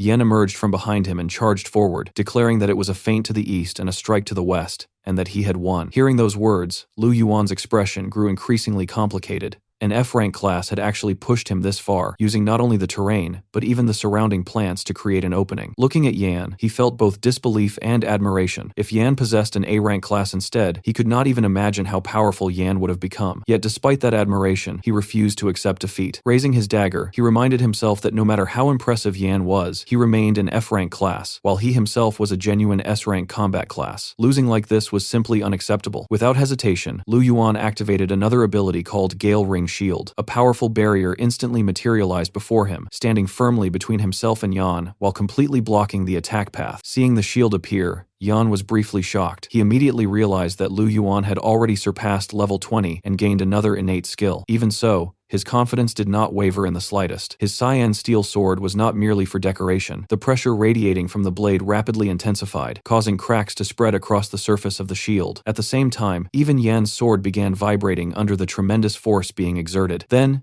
in the next instant, boom! The barrier shattered completely, fragments of energy exploding in every direction as the shield broke apart. The remaining force of the attack slammed directly into Lu Yuan, launching him a tremendous distance away. Yan silently watched as his opponent disappeared into the distance, before looking ahead and considering whether he should pursue him. For a brief moment, the thought crossed his mind. However, the battle had clearly not reached the point of life and death. More importantly, Lu Yuan was not a bad person. In his previous life, he remembered Lu Yuan had even led the Lu family in resisting the monster invasion. Meanwhile, far away from the battlefield, Lu Yuan lay sprawled across the ground in a miserable state. Every part of his body ached, and his stamina had been pushed to the brink of exhaustion. Even so, the fire in his eyes had not gone out completely. Deep down, he still refused to admit defeat. The battle was not over yet. If Yan came any closer, he planned to unleash a windblade at point-blank range, determined to cripple his opponent and continue fighting. However, another realization quietly surfaced. He was an S-rank combat class, someone who should have stood far above ordinary geniuses, yet he had been pushed into such a desperate situation by someone with an F-rank class. The more he thought about it, the more unbelievable it seemed. For the first time, Lu Yuan truly understood that an F-rank class could also grow into something terrifyingly powerful, but he still believed that the potential of an S-rank class was ultimately greater. That's when he noticed Yan approaching from the distance. Instantly, his focus sharpened. Assuming the battle was about to resume, he secretly prepared one of his daggers for a final surprise attack. His eyes never left Yan for even a second, yet just when he was ready to strike, something completely unexpected happened. Yan stopped in front of him and calmly extended his hand. The gesture left Lu Yuan stunned. Confusion filled his face as he stared at the outstretched hand,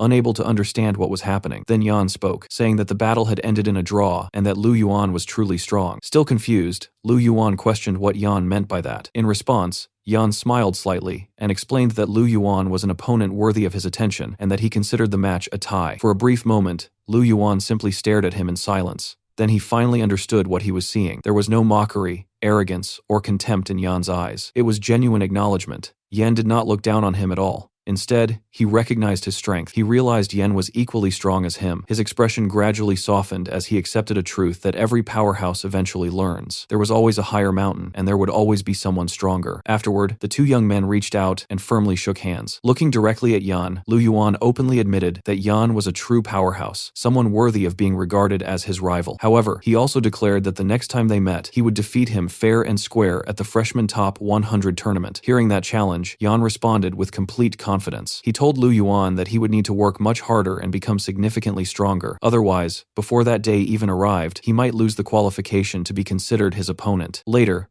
Lu Tao dragged the exhausted Lu Yuan away while angrily shouting back at Yan. He loudly called Yan a little punk and warned him to just wait, complaining about how badly he had beaten up his Yuan bro. However, before he could continue, Lu Yuan immediately turned toward him and told him to watch his mouth from now on. He made it clear that Lu Tao should show Yan the same level of respect that he showed him. Hearing those words, Lu Tao could only obediently nod his head. A smile appeared on Lu Yuan's face as he declared that the next time they met, he would go all out and defeat him for sure. From a distance, Yan watched the pair leave and responded with only a faint smile. Inwardly, however, he found the statement somewhat amusing. If Lu Yuan had truly gone all out from the very beginning, then the moment he shouted the name of his first skill, the battle might have already been decided. After all, Gale-Rending Slash possessed far more variations and applications than Lu Yuan realized. There were countless ways Yan could tweak and exploit the skill. Still, despite the satisfaction of finding a worthy opponent, he could not help feeling slightly disappointed. After such a fierce battle, he had gained almost nothing tangible. Since the fight had ended in a draw, he had even returned the dagger. Thinking about it now, the entire exchange felt suspiciously close to working for nothing. Yan let out a quiet sigh as that thought crossed his mind. Yet before he could dwell on it any longer, his attention instantly drew nearby. Whatever it was, it clearly wasn't ordinary. A realization flashed through his mind. It must have been connected to the earlier battle. Lu Yuan's Gale Slash had likely struck something hidden, forcing an invisible presence to reveal itself. Judging from the strange energy radiating through the area,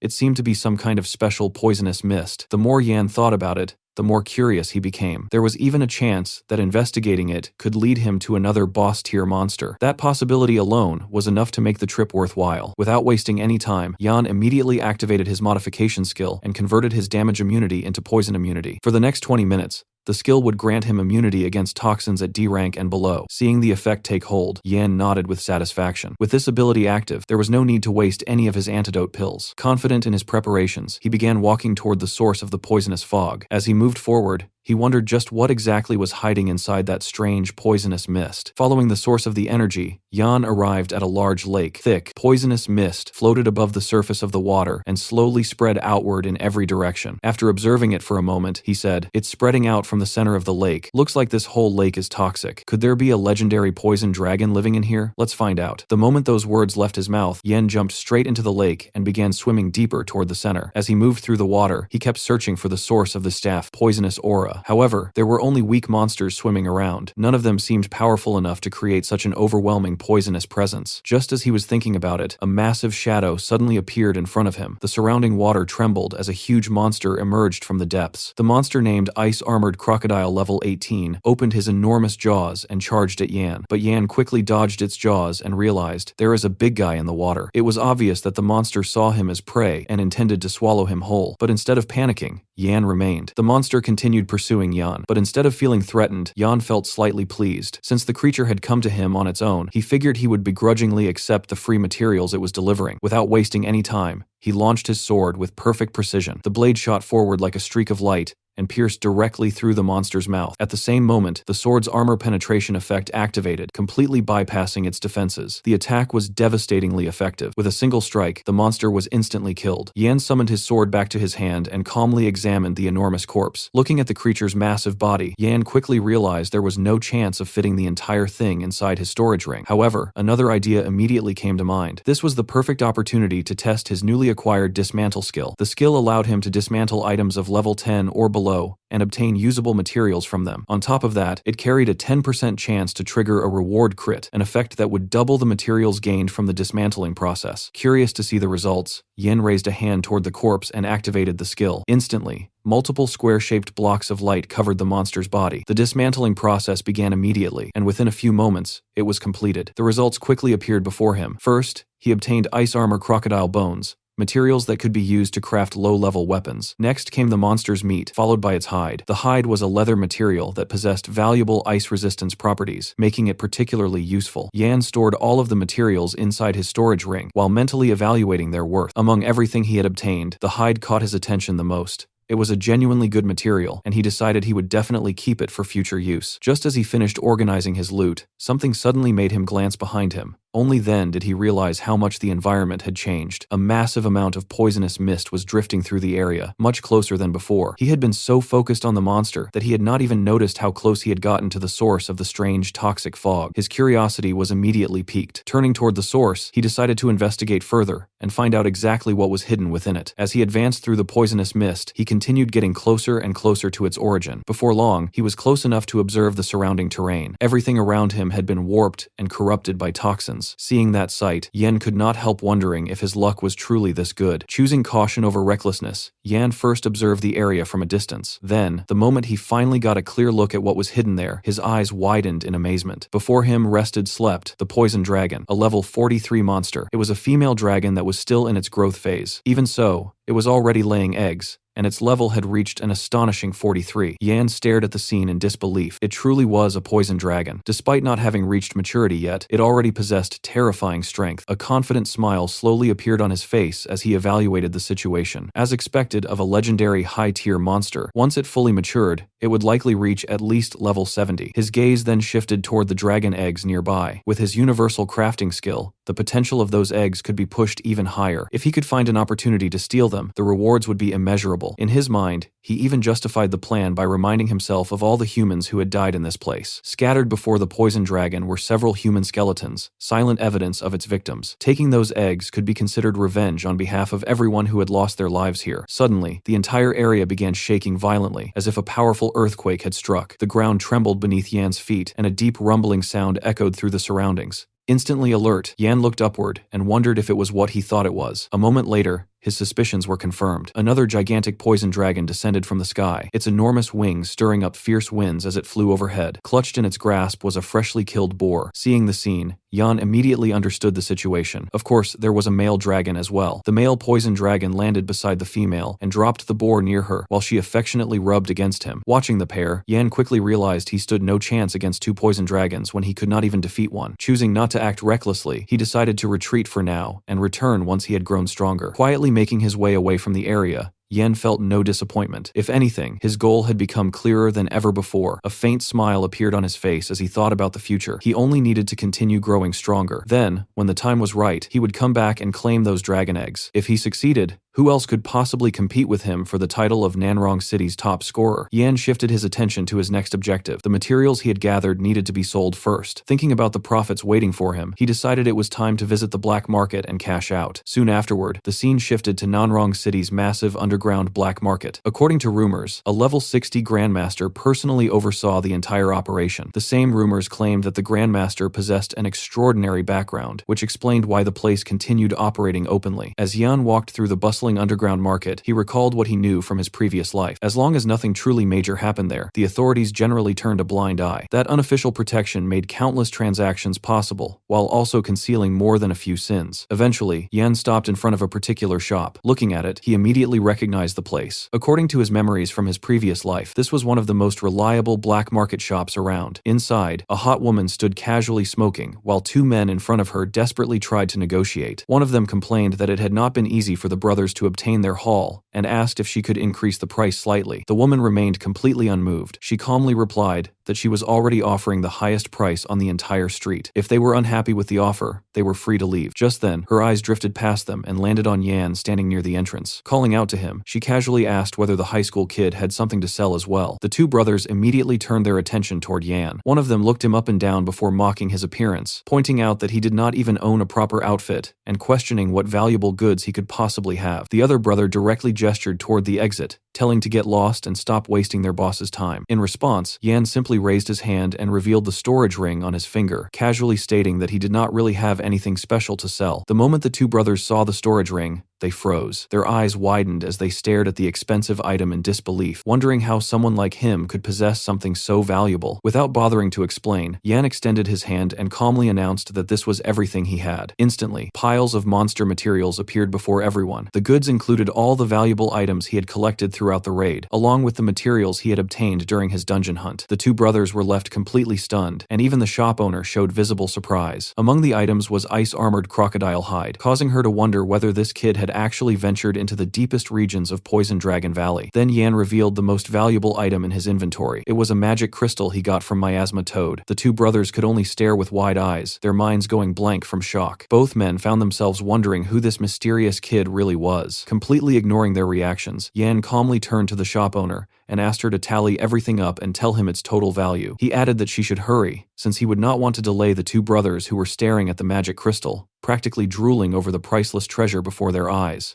The scene shifted to Yan sitting with Boss Chin inside her VIP room. After reviewing all the goods he had brought, she informed him that, according to their agreement, the materials were worth 78,500. As for the magic crystal, it was valued at 150,000. Altogether, the total came to 238,500. She then handed him a VIP card and explained that the entire amount had been deposited onto it. Yan smiled and praised Boss Chin for being straightforward in business. Just as he reached out to take the card, she stopped him for a moment and added that the gold card also represented his status as a VIP customer of Jinyu Pavilion. If he obtained more magic crystals in the future, she promised offer him a 10% premium when purchasing them. Yan accepted the card and thanked her for her generosity. As he headed toward the exit, he reflected on why he had chosen to trade with her. In his previous life, Boss Chin had always been fair and reliable. However, he also understood that the VIP card and preferential treatment were clear signs that she valued his future potential. After leaving the shop, Yan noticed two shadowy figures in the distance, casually smoking cigars. They looked suspicious, but he merely smiled. At his current level, he wasn't worried about them posing any real threat. As he walked through the underground market, his thoughts drifted toward his future goals. To obtain national-level resource prioritization, becoming Nanrong City's top scorer was an essential requirement. Meanwhile, the two shady brothers watched him leave. Dropping their cigars, one remarked that it looked like the two of them were about to make a fortune today. The other agreed, saying they should teach the kid a lesson about not flaunting his wealth. Completely aware that he was being followed, Yan continued walking into a dimly lit area. At the same time, he considered spending some of his newly earned money on armor. Having only 2 weapons was still far from enough. As expected,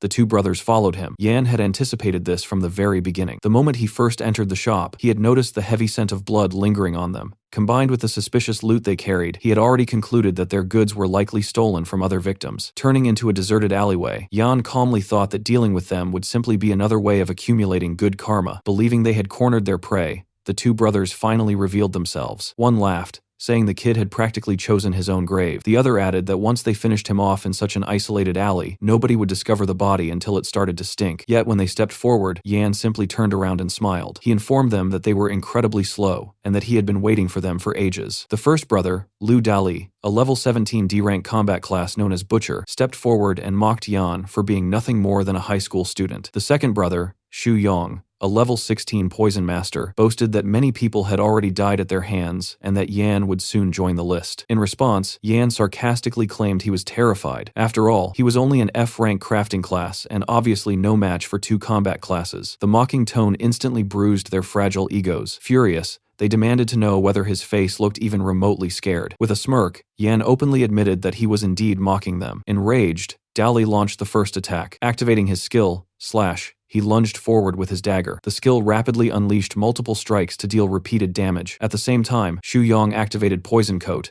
covering his dagger in deadly poison. Watching them activate their abilities, Yan calmly raised his hand. Since his rebirth, this would be the first time he used his skill on actual humans. Activating Modify, he instantly transformed Slash into Self-Slash. Instead of attacking Yan, the skill now forced Dali's own arms to rapidly slash his own body. Dali screamed in panic as he lost control of his hands. Seeing his brother suddenly attack himself, Yong was horrified, but before he could react, his own skill was modified as well. Poison Coat became Consume Poison, causing the poison to instantly affect its user. Blood poured from Yong's mouth as he coughed violently and collapsed to his knees, unable to understand why he had poisoned himself. While the two criminals suffered from their own abilities, Yan calmly walked toward them and asked whether they were finished. Then, in a cold voice, he declared that it was finally his turn to attack. Drawing his sword, he pointed it directly at them and remarked that they had committed quite a few murders and robberies over the years. Their retribution had finally arrived. Before long, both men were dead. After searching through their belongings, Yan discovered wanted posters bearing their faces. Only then did he realize they were officially wanted fugitives. For a brief moment, he considered turning in their bodies for the reward, but quickly dismissed the idea. Doing so would attract far too much attention. Continuing his search, he found a wolfskin trench coat among their loot. The equipment was level 10 and E-grade quality. Fortunately,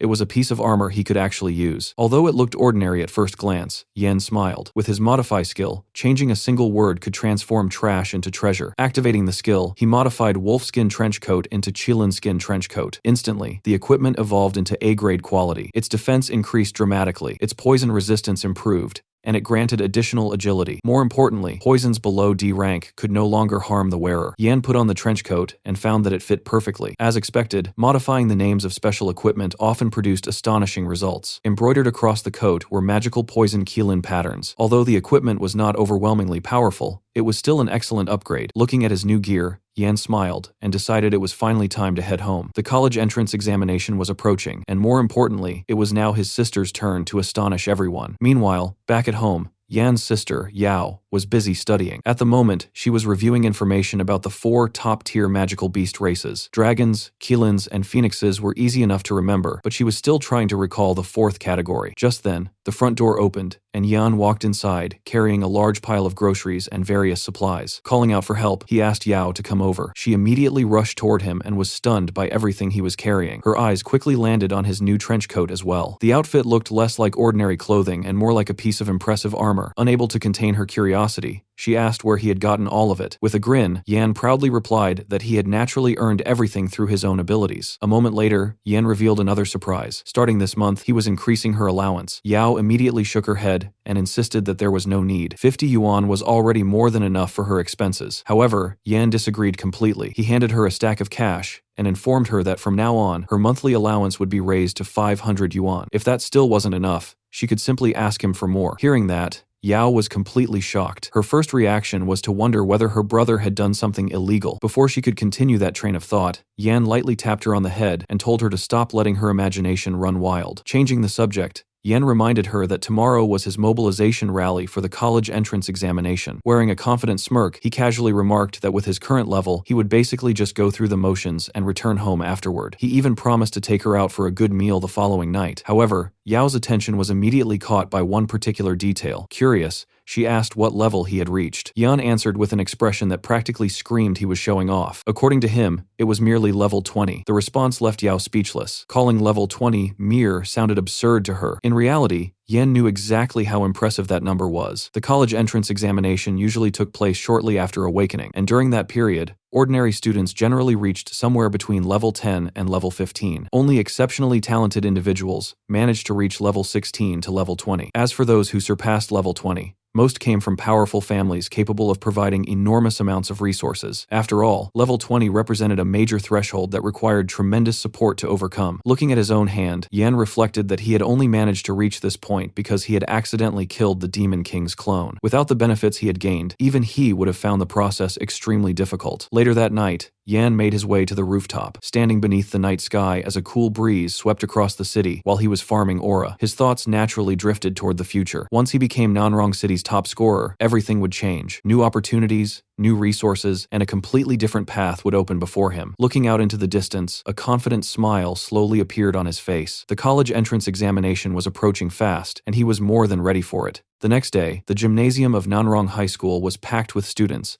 as the annual college entrance examination mobilization rally officially began. Standing on the stage, Principal Ouyang Li delivered his speech to the graduating class. He reminded everyone that after more than 10 years of hard work and study, the opportunity to change their destinies was finally right in front of them. Down below, Yan listened quietly. Although he felt that most of the principal's words were little more than the usual cliches, he could not deny that for the awakened, the college entrance examination truly was the greatest opportunity to change one's fate. In this world, awakened individuals generally had 4 possible paths, depending on their performance in the examination. The first path belonged to those with outstanding grades. These students could enter top universities and would most likely become trailblazers in the future, venturing into the demon lair worlds. Supported by the state, they would receive abundant cultivation resources and possess boundless futures. The second path was for those who performed well but failed to enter elite universities. Such individuals could choose to join the military and become garrison troops stationed in territories occupied by demon lairs. They would still receive state support and resource allocations, and if they managed to develop their classes to a sufficiently powerful level, they could even rise to become military leaders one day. The third path belonged to average students. Although their performance might not be exceptional, they could still enroll in ordinary universities. In the future, many of them would become members of the Guardian Knights. While local governments provided them with fewer resources, for ordinary people with average talent, this was already considered an excellent destination. The final path, however, was the cruelest one. Those who lacked strength and failed the examination would return to ordinary city life, never achieving any significant breakthroughs for the rest of their lives. In truth, this last outcome was the destiny awaiting the vast majority of people. Only 20% of awakened individuals could enter the first 3 paths,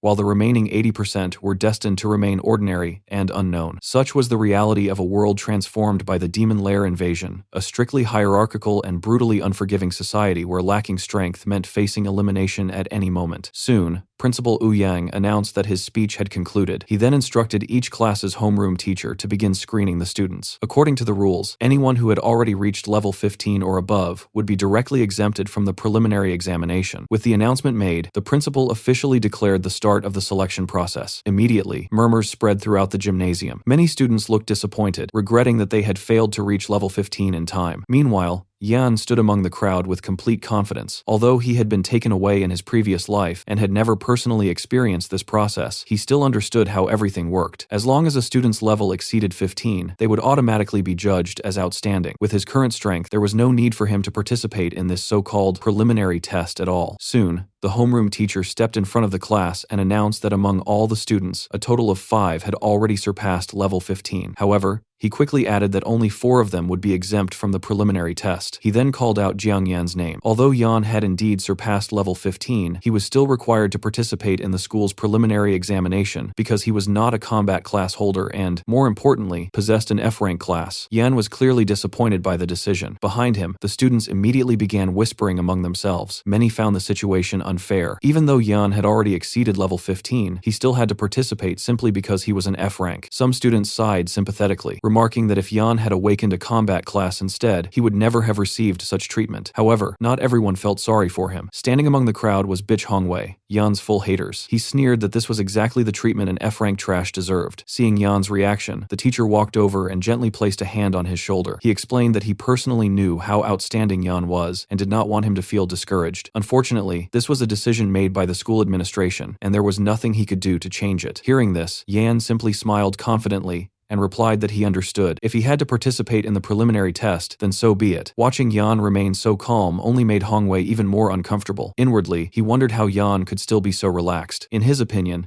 everyone already knew how formidable Yan was, which meant the other participants would definitely target him and try to eliminate him as early as possible. Soon, the referee's whistle echoed throughout the gymnasium, officially signaling the start of the school preliminary examinations. The preliminary test served as an internal screening process held by high schools before the official college entrance examination. During the test, 10 awakened students below level 15 were randomly assigned into a free-for-all battle, and only the final victor earned the qualification to participate in the college entrance examination. With an elimination rate as high as 90%, it was an extraordinarily cruel selection mechanism. Match after match quickly concluded. Before long, Zhang Xue from Class 9 emerged victorious in her group. From the viewing platform, Principal Wu Yang and Vice Principal Zhu Kang calmly observed the students. Vice Principal Zhu Kang coldly remarked that after months had passed since awakening, many students still had not even reached level 15, leaving little worth expecting from their futures. He pointed out that most of them possessed D-rank or E-rank classes, while many were merely crafting classes. However, Principal Ouyang interrupted him, reminding him that this year was different. He brought up Jiang Yan, the student who had ranked first in both academics and martial arts for 3 consecutive years. Vice Principal Zhu Kang naturally remembered him. In fact, he admitted that he had once held extremely high expectations for Yan. Unfortunately, Yan had awakened an F-rank class. Looking directly at the principal, Zhu Kang asked whether he truly understood what an F-rank represented. Originally, E-rank had been the lowest possible awakened rank. However, as the number of awakened individuals increased,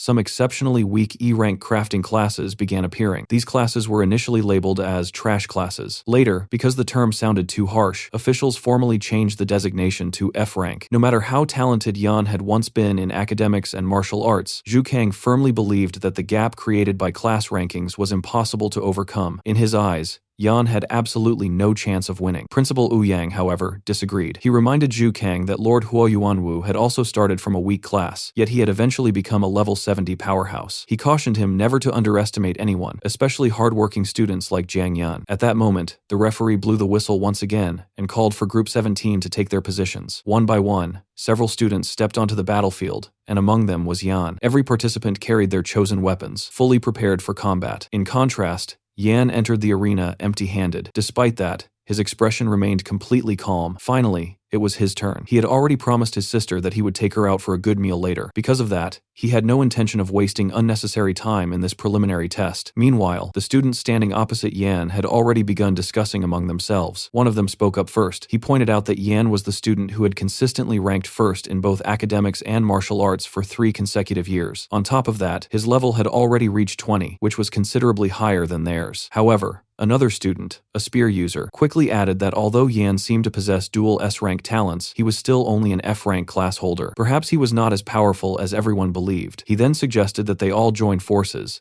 eliminate Yan first, and only afterward decide the winner among themselves. Hearing this proposal, Yan simply smiled and looked at the 9 students standing before him. Since he was in a hurry, he casually suggested that all 9 of them attack together. Those words instantly bruised the pride of the combat class students. Every one of them wielded combat-oriented classes, including warriors, assassins, archers, and spearmen. To them, Yan's confidence sounded nothing short of arrogance. Determined to teach the F-rank genius a lesson, all 9 students immediately raised their weapons. In the next instant, they charged toward Yan with their full strength, intending to show him that the gap between classes was something effort alone could never overcome. Watching from the stands, Vice Principal Zhu Kang narrowed his eyes and remarked that the real show was finally beginning. On the battlefield, however, Yan remained completely calm. He casually raised his hand while his storage ring suddenly emitted a bright glow. Looking at his opponents, he remarked that their weapons were simply too poor. Thanks to the resources he had obtained in Poison Dragon Valley, he had been able to purchase a truly decent sword. The next moment, a sword appeared in his hand. The sight immediately shocked both the principal and vice principal. The first thing that caught their attention was the storage ring itself, a treasure of extraordinary value. Then their eyes shifted toward the weapon. Vice Principal Zhu Kang instantly recognized it as an A-rank weapon, something that could only have been forged by a high-level crafting class expert. Before anyone could recover from their shock, Yan moved. His figure blurred across the battlefield with such incredible speed that the spectators could only see a streak of blue light weaving through the crowd. In the blink of an eye, he had already passed all 9 opponents and stopped several meters away, striking a cool and composed pose. Wanting to earn a few extra aura points, he casually told everyone to get lost. The students watching from the stands were utterly dumbfounded. Such terrifying footwork was beyond anything they had expected.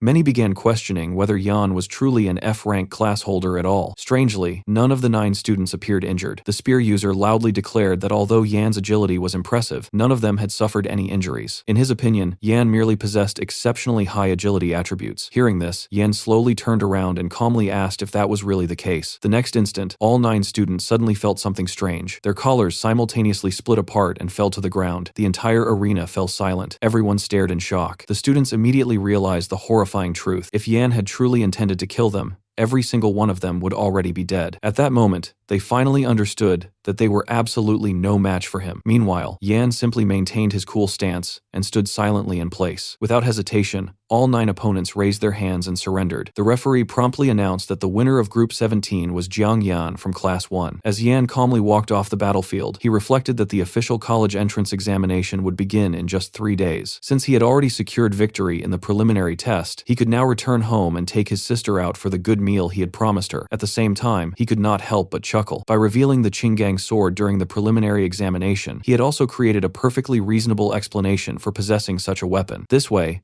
no one would unnecessarily come looking for trouble because of it. Up in the viewing gallery, Vice Principal Zhu Kang still looked completely stunned. He could hardly believe that an F-rank student could be this formidable. Principal Ouyang Li, however, merely smiled. In his opinion, anyone capable of obtaining resources from Poison Dragon Valley possessed far greater strength than what Yan had displayed today. Looking toward Zhu Kang, the principal remarked that even Lord Huo Yuanwu had not been this dazzling in his youth. This time, even the vice principal could only nod in agreement. Staring at Yan's departing figure, Principal Ouyang suddenly found himself wondering whether Nanrong No, one middle school, which had never produced a city top scorer before, might finally achieve that feat through an F-rank student.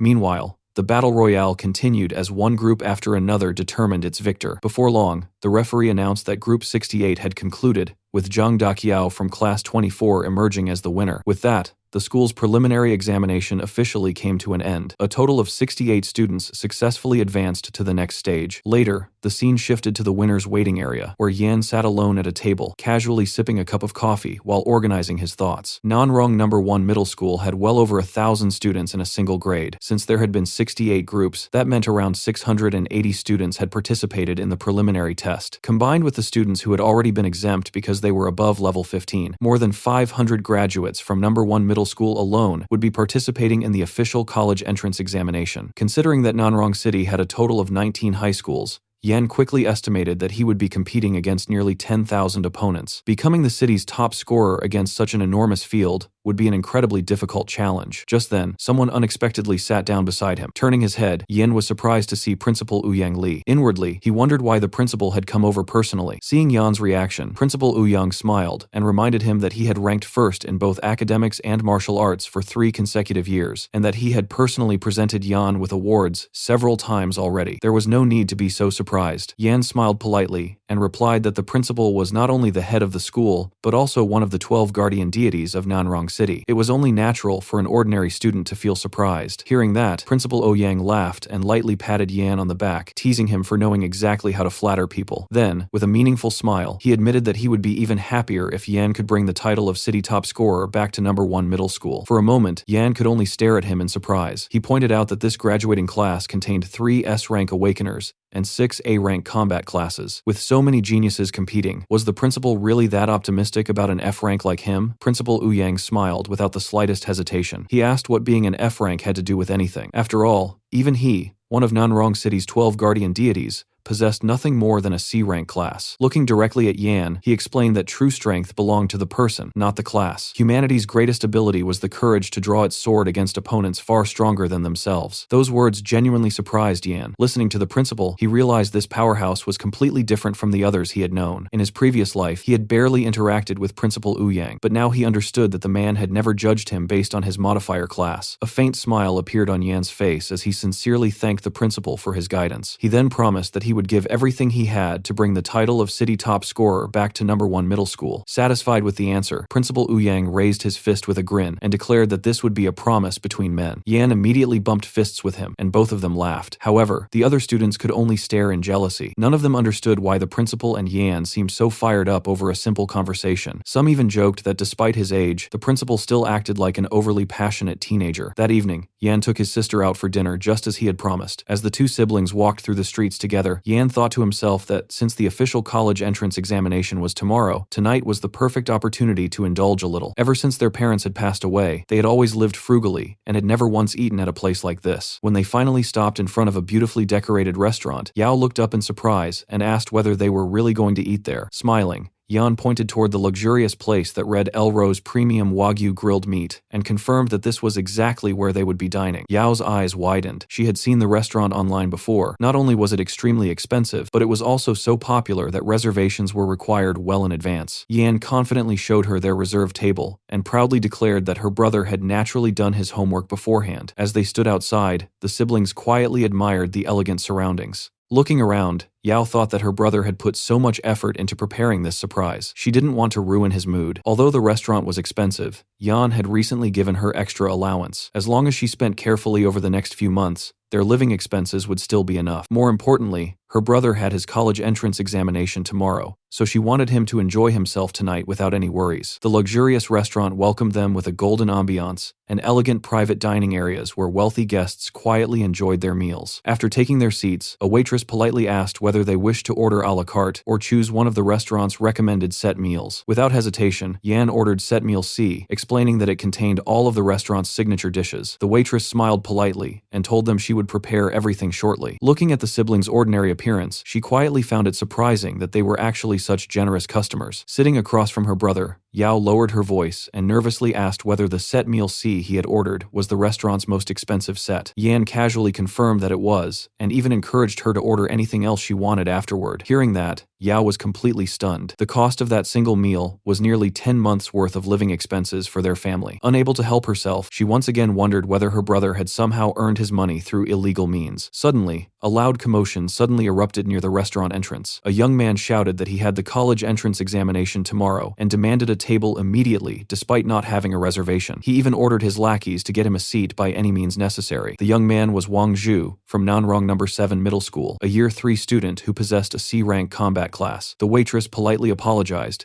explaining that the restaurant only accepted customers with prior reservations. Wang Zhu, however, pointed directly at her and threatened to smash the entire restaurant if she failed to prepare a table for him. Watching the scene unfold, Yao quietly whispered to Yan that the waitress who had just served them seemed to be getting harassed by a thug. Yan calmly glanced over before casually commenting that the seniors from No. 7 Middle School really were a bunch of trash. Unfortunately for him, Wang Zhu overheard every word. He demanded that Yan repeat what he had just said if he truly had the guts. Wang strode directly to Yan's table before suddenly recognizing him as the famous F-rank student from No. 1 middle school. Leaning forward with a sneer, he mocked Yan, saying there were barely any F-rank trash in all of Nanrong City. Then he threatened to let Yan experience the fists of a C-rank combat class. Yan, however, did not even bother standing up. While calmly drinking a glass of water, then he casually splashed its contents directly onto Wang Zhu's face, before apologizing with an innocent expression, claiming that his hand had simply slipped. Furious, Wang Zhu immediately activated his beastification skill. His right arm rapidly expanded as demonic ape energy surged through it. This skill doubled the strength of both of his arms. Locking onto Yan, Wang Zhu swung his enhanced fist toward him while Yao cried out in shock. However, before the attack could land, another hand suddenly grabbed Wang Zhu's arm and stopped him completely. The newcomer was none other than Lu Tao. Looking at Wang Zhu with a cold expression, Lu Tao demanded to know what he thought he was doing. Wang Zhu was instantly stunned and hurriedly greeted him as Brother Tao. Knowing that Lu Tao was a B-rank combat class holder who ranked among the top 15 students at No. 7 middle school, Wang Zhu quickly tried to explain himself. Smirking, he claimed that he was merely teaching an F-rank trash a lesson and asked Lu Tao not to interfere. Instead of agreeing, Lu Tao slapped him across the face. He coldly demanded to know how Wang Zhu dared to lay a hand on his brother. Everyone present froze in shock. Completely confused, Wang Zhu insisted that Lu Tao had to be mistaken, because Yan was only an F-rank student from No. 1 middle school. At that moment, another familiar figure stepped forward. It was Lu Yuan. He calmly stated that Lu Tao was not mistaken in the slightest. In fact, if Lu Tao had arrived even a little later, Wang Zhu's arm would already have been crippled. The surrounding students instantly recognized the young master of the Lu family. An S-rank genius, who ranked among the top 3 students at No. 7 middle school, was actually standing there defending an F-rank. Seeing Lu Yuan, Yan simply smiled and casually greeted him by calling him Xiao Yuan. The nickname immediately left Lu Yuan flustered as he hurriedly told Yan not to call him that. Watching the exchange, Wang Zhu and the others felt as though they were dreaming. The F-rank trash they had mocked was casually addressing the famous Lu Yuan by such a familiar nickname, and Lu Yuan wasn't even angry about it. Yan then smiled and casually asked Lu Yuan that his people from No. 7 middle school don't seem to know any better, before casually asking if he should resolve this matter in his way. At those words, Wang Zhu's face instantly turned pale. Cold sweat poured down his forehead as he stared at Yan in absolute terror. The F-rank student he had looked down upon suddenly seemed less like a human and more like a terrifying demon. He could only wonder what in the world was really going on.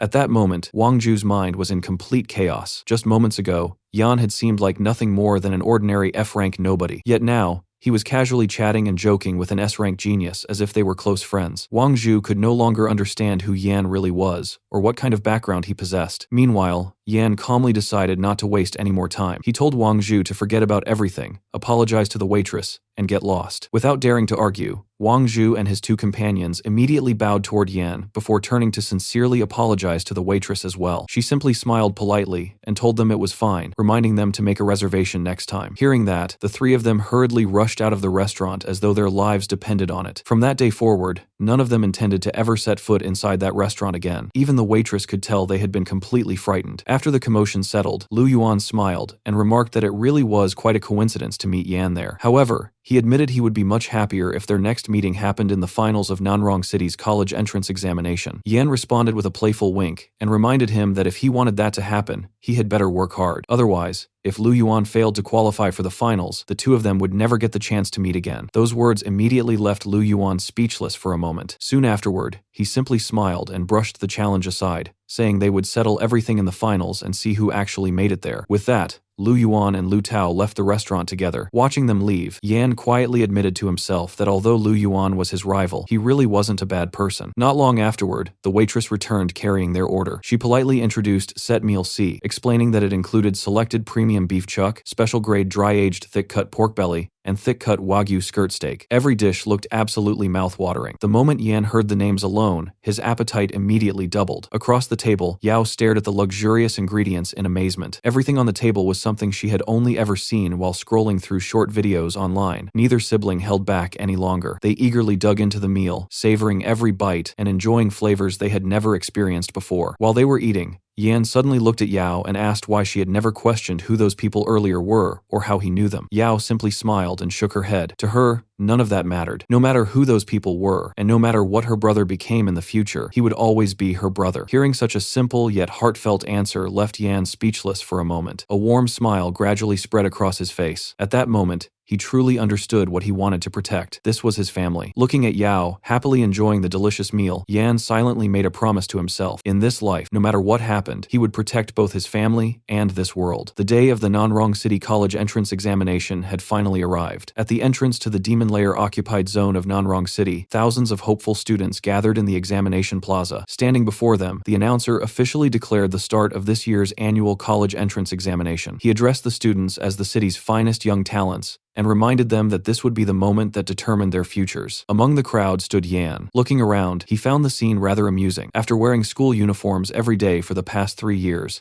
almost everyone had unanimously decided to wear their own clothes on the day of the examination. Yan, however, was still dressed in his school uniform. After all, he had promised Principal Ouyang Li that he would bring the title of city top scorer back to number 1 middle school. If he did not wear the uniform, how would everyone know which school had produced the champion? Soon, Lu Sheng, the Deputy Director of Examination Coordination from the Nanrong City Awakened Education Bureau, stepped forward to explain the rules. She was a level 53 Awakened expert. According to her, the first phase of this year's examination was extremely straightforward. The students simply needed to hunt magical beasts inside the occupied demon layer and earn points based on the strength of the monsters they defeated. Once the examination ended, only the top 100 participants in total points would advance to the finals. She also explained that every examinee had already received a sensory bracelet, which would automatically determine the point value of each magical beast by analyzing its aura. The examination would last 6 hours, making it just as important to choose the right targets as it was to defeat them. After wishing everyone success in their martial endeavors, Lu Sheng officially declared the examination open.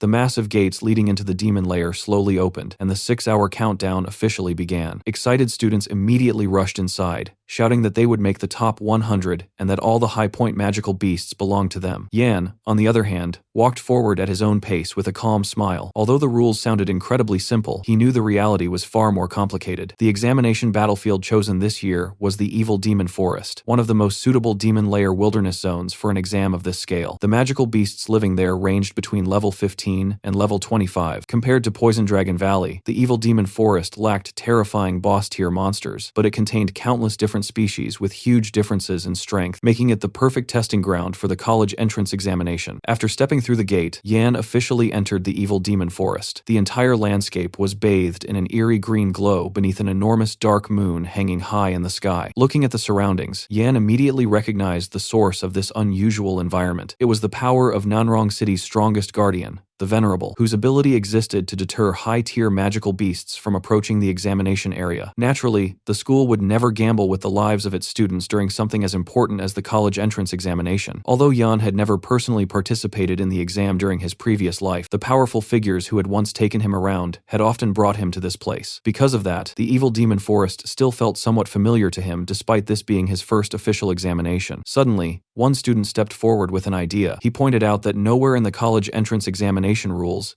did it say students were forbidden from forming teams. If they hunted magical beasts together, the points might be divided equally, but their efficiency would be much higher. His suggestion was immediately welcomed by the others. One student introduced himself as a level 17 shield guardian with exceptional defensive abilities. Another declared that he was a level 16 healer who could keep the team alive. An archer confidently announced that he had reached level 18 and could provide long-range support, while a mage also volunteered, saying he specialized in ranged attacks. As the group continued recruiting members, one of them turned toward Yan and asked what class he had awakened. Yan casually answered that he was an F-rank farmer. The atmosphere instantly turned awkward. The students who had been enthusiastically recruiting immediately lost interest. The girl politely dismissed him, telling him to go play by himself instead. Another student couldn't help but wonder how a farmer class had even managed to make it this far into the college entrance examination. The student leading the team even reminded everyone to stay away from Yan, convinced that an F-rank like him would only slow them down. Yan paid no attention to their reactions and simply continued walking deeper into the forest. Being abandoned so easily because of his F-rank no longer bothered him as much as it once had. He had gradually grown used to it. Looking toward the sky, a confident smile spread across his face. After all, a true counterattack followed by an overwhelming face slap was the path that suited him best. With that thought, he leaped onto a towering crystal rock formation and summoned his sword from his storage ring. Quietly gripping the weapon, Yan made a silent promise to himself. Before this examination ended, the name Zhang Yan would become the greatest legend of this year's college entrance examination. Meanwhile, Inside Nanrong City's examination observation room, principals and influential figures from every high school gathered to watch the live broadcast of the competition. Among them was Zhang Zhendong,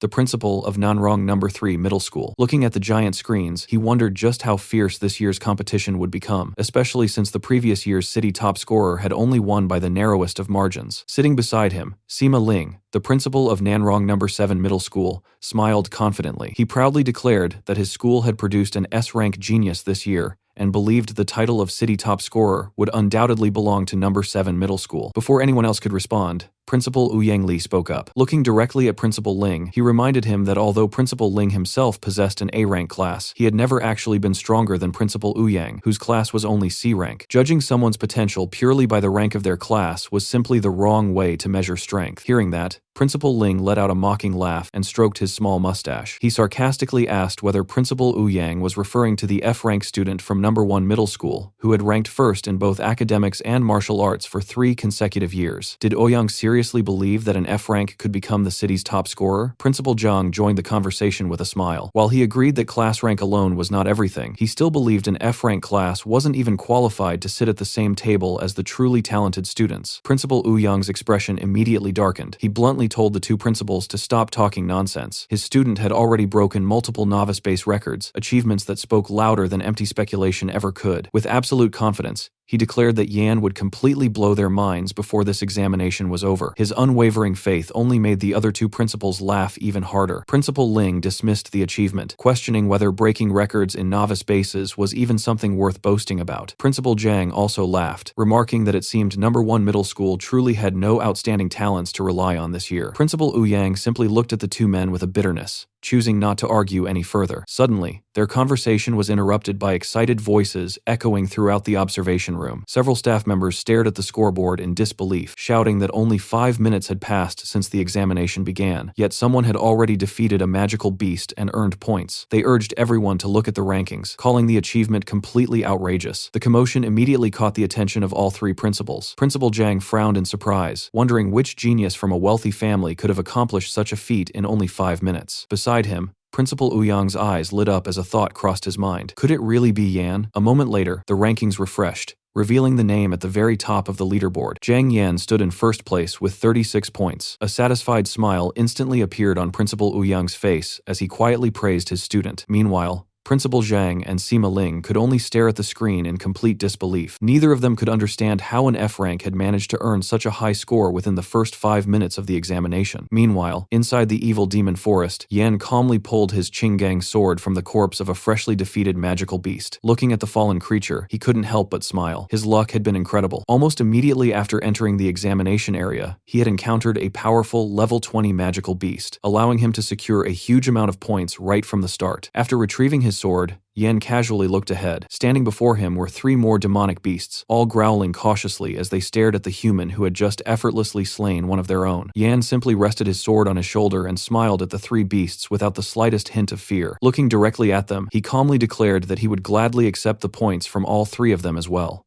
The 3 magical beasts standing before Yan were black-striped fierce tigers, each around level 21. Yan immediately recognized them as some of the stronger magical beasts that roamed the evil demon forest. Recalling the instructor's explanation before the examination, he remembered that points were awarded according to the strength of the magical beasts defeated. The only thing he found unfortunate was that all the beasts killed during the examination would disappear, meaning none of their valuable materials could be collected. Thinking about all those wasted resources, Yan couldn't help but sigh. What a shame. Without giving him another moment to think, the 3 black-striped fierce tigers roared and charged toward him with overwhelming killing intent. Yan showed no fear whatsoever. Tightening his grip on the Qinggang sword, he rushed forward to meet them head-on. He knew that for an ordinary college entrance examination candidate, dealing with an entire pack of black-striped fierce tigers was no easier than facing a single boss-tier magical beast. However, he wasn't an ordinary examinee anymore. With his current equipment, even the wealthy families of Nanrong City would struggle to produce gear comparable to the Qinggang sword and the Qilin skin trench coat he possessed. As the first tiger lunged, Yan's sword flashed through the air. The beast was instantly cut down before it could even react. A system notification immediately appeared, informing him that he had slain a level 20 black-striped fierce tiger and gained 900 experience points. Witnessing one of its companions die so effortlessly, the second tiger let out a furious roar and immediately activated its innate skill, black-striped brute force. Instantly, its agility and strength increased by 15%. Seeing the skill activate,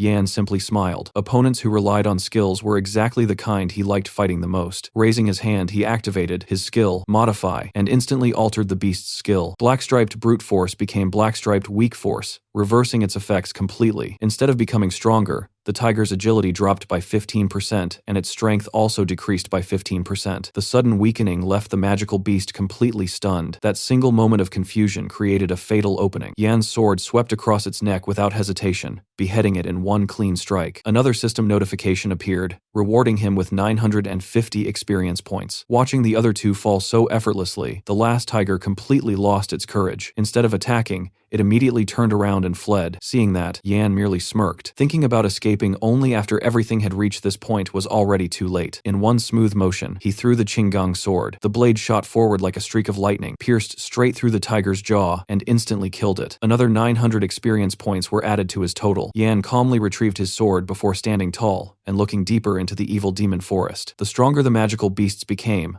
the more examination points they were worth. Without another glance behind him, he continued moving deeper into the forest. After all, his goal had never been simply becoming first place. He intended to become the greatest legend of this generation's college entrance examination. The scene then shifted to another part of the evil demon forest. A young man glanced at the rankings displayed on his sensory bracelet. At the very top was none other than our OPMC, with 136 points. The young man was Zhao Ao from Nanrong No. 3 Middle School, a level 19 Swift Blade Master and a B-rank combat class holder. He couldn't believe that an F-rank piece of trash had somehow climbed to the top of the leaderboard. What irritated him even more was that Zhang Yan was currently ranked above their senior, Yu Feng. Standing beside Zhao Ao were two identical twin brothers, Xu Li and Xu Zhen, both claw fighters. Su Li snorted in disbelief, pointing out that brother Yu Feng possessed an S-rank sword saint class, so there was no way he should be losing to an F-rank. Xu Zhen agreed, convinced that Zhang Yan had to be using some sort of trick to cheat his way into first place. A sinister smile slowly appeared on Zhao Ao's face as an idea crossed his mind. If Zhang Yan wanted to play dirty, then they would simply return the favor. The twins nodded without hesitation. In their eyes, this year's city top scorer could only be brother Yu Feng. Meanwhile, Yan had already defeated another magical beast. A level 20 three-eyed wild bull collapsed beneath his sword, rewarding him with 800 experience points. However, he couldn't help but find something strange. The deeper he ventured into the evil demon forest, the fewer powerful magical beasts he encountered. Just as he was pondering the situation, applause suddenly echoed from behind him. A voice praised him, remarking that the man temporarily sitting at the top of the leaderboard truly lived up to his reputation. Turning around, Yan calmly asked who they were. Zhao Ao introduced themselves as students of Nanrong No. 3 Middle School, before politely proposing that they form a team together. Without even considering the offer,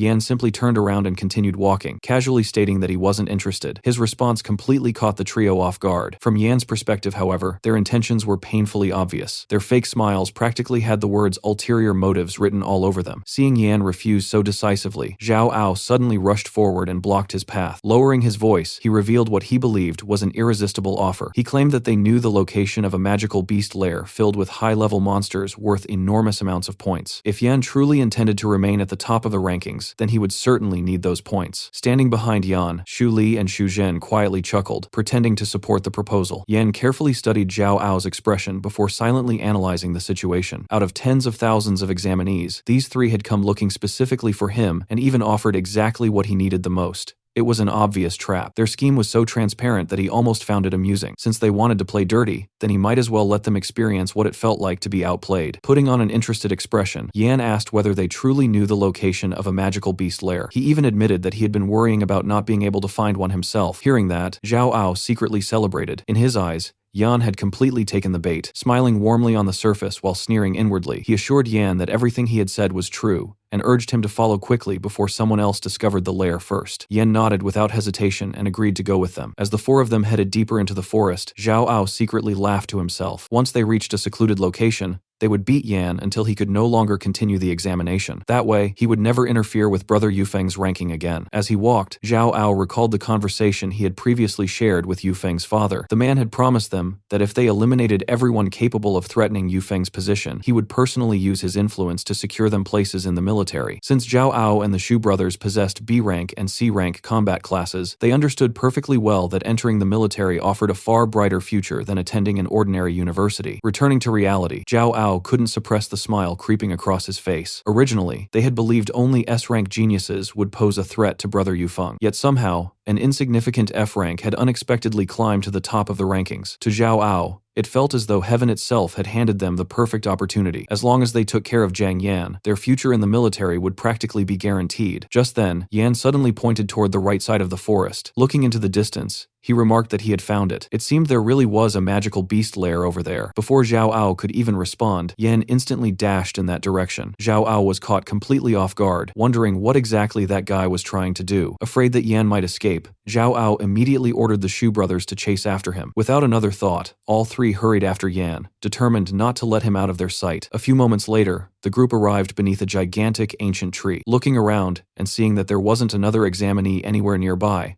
Zhao Ao's eyes lit up. This isolated location was the perfect place to make their move. He signaled the Shu brothers with a glance. Instantly understanding his intention, Shu Li and Shu Zhen revealed their metallic claws, preparing to attack Yan from both sides. However, just as they were about to strike, a massive claw suddenly descended from above and grabbed Shu Li before anyone could react. A gigantic level 25 blue-winged condor spread its enormous wings across the sky. It was a dangerous quasi-boss tier magical beast. Zhao Ao and Shu Zhen froze in horror as they watched Shu Li being carried into the air like helpless prey. Desperate to save his brother, Shu Zhen immediately charged forward while shouting his name. The blue-winged condor simply circled overhead before suddenly diving straight toward him. Its enormous beak crashed into Shu Zhen's body, sending him flying backward with tremendous force. Watching everything unfold, Zhao Ao's face turned pale. He couldn't understand why a ferocious quasi-boss tier monster would appear in a place like this. Then his gaze slowly shifted toward Yan. At that moment, he noticed the faint smile on Yan's face. His heart instantly sank. They hadn't trapped Yan at all. They had been the ones led into a trap. Meanwhile,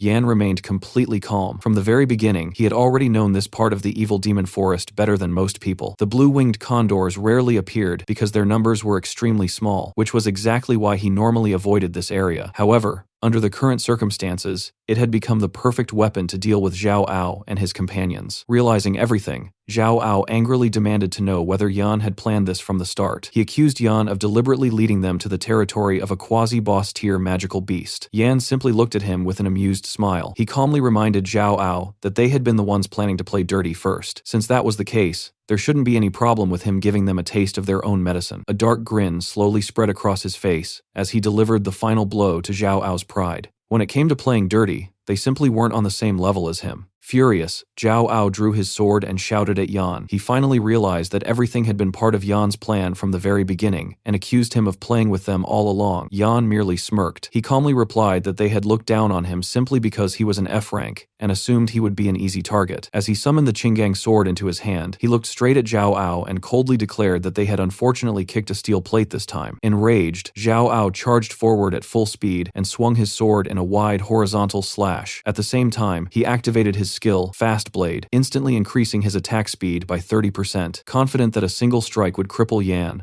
Zhao Ao rushed in without hesitation. However, before his blade could even reach its target, Yan disappeared from his sight. A flash of sword light streaked across the battlefield. In the next instant, a deep slash appeared across Zhao Ao's chest. His own sword shattered into countless pieces as he staggered backward in disbelief. Staring at the wound on his body, Zhao Ao couldn't understand how a mere F rank had defeated him so effortlessly. Blood poured from his mouth as he collapsed onto the ground. Looking at Yan walking toward him, overwhelming terror consumed his heart. Every year, students died during the college entrance examination. He became convinced that Yan was about to kill him. Instead, Yan calmly stored the Qinggang sword back into his storage ring. Standing over Zhao Ao, he looked down at him with a cold gaze, before telling him that, unlike people like him, Yan didn't kill others so casually. Besides, someone as worthless as Zhao Ao wasn't even worthy of dying by his hands. As Yan walked past him, Zhao Ao could only repeat those humiliating words inside his mind. He wasn't worthy. Meanwhile, Yan secretly laughed to himself. In reality, he was only joking. He considered himself a law-abiding citizen, so there was no reason to casually kill someone. He wasn't some insignificant nobody. He was the future top scorer of Nanrong City. Just then, someone suddenly grabbed Yan's leg. Looking down, he saw Shu Zhen desperately pleading for help. He begged Yan to save his twin brother, who was still trapped in the claws of the blue-winged condor circling overhead. Shu Zhen admitted that they had been wrong from the beginning. They never should have tried to harm Yan and pleaded with him to save his brother's life. Yan silently looked at him for a moment before bending down to pick up a small stone from the ground. Calmly holding it between his fingers, he said that he also had a sister. He was only helping because he understood how precious family truly was. Then he told Shu Zhen to watch carefully, because this was the true difference between them. Taking a simple stance, Yan casually threw the tiny stone with all his strength. The pebble shot through the air like a bullet and struck the blue-winged condor directly in the chest. The enormous quasi-boss tier monster instantly lost all of its vitality and crashed lifelessly to the ground. A system notification immediately appeared, rewarding Yan with 1,500 experience points. Xu Li was thrown free and landed safely on the ground. After regaining his footing, he noticed that Yan was standing there completely unharmed. Assuming Zhao Ao and Xu Zhen had failed to act, Xu Li immediately rushed toward Yan from behind,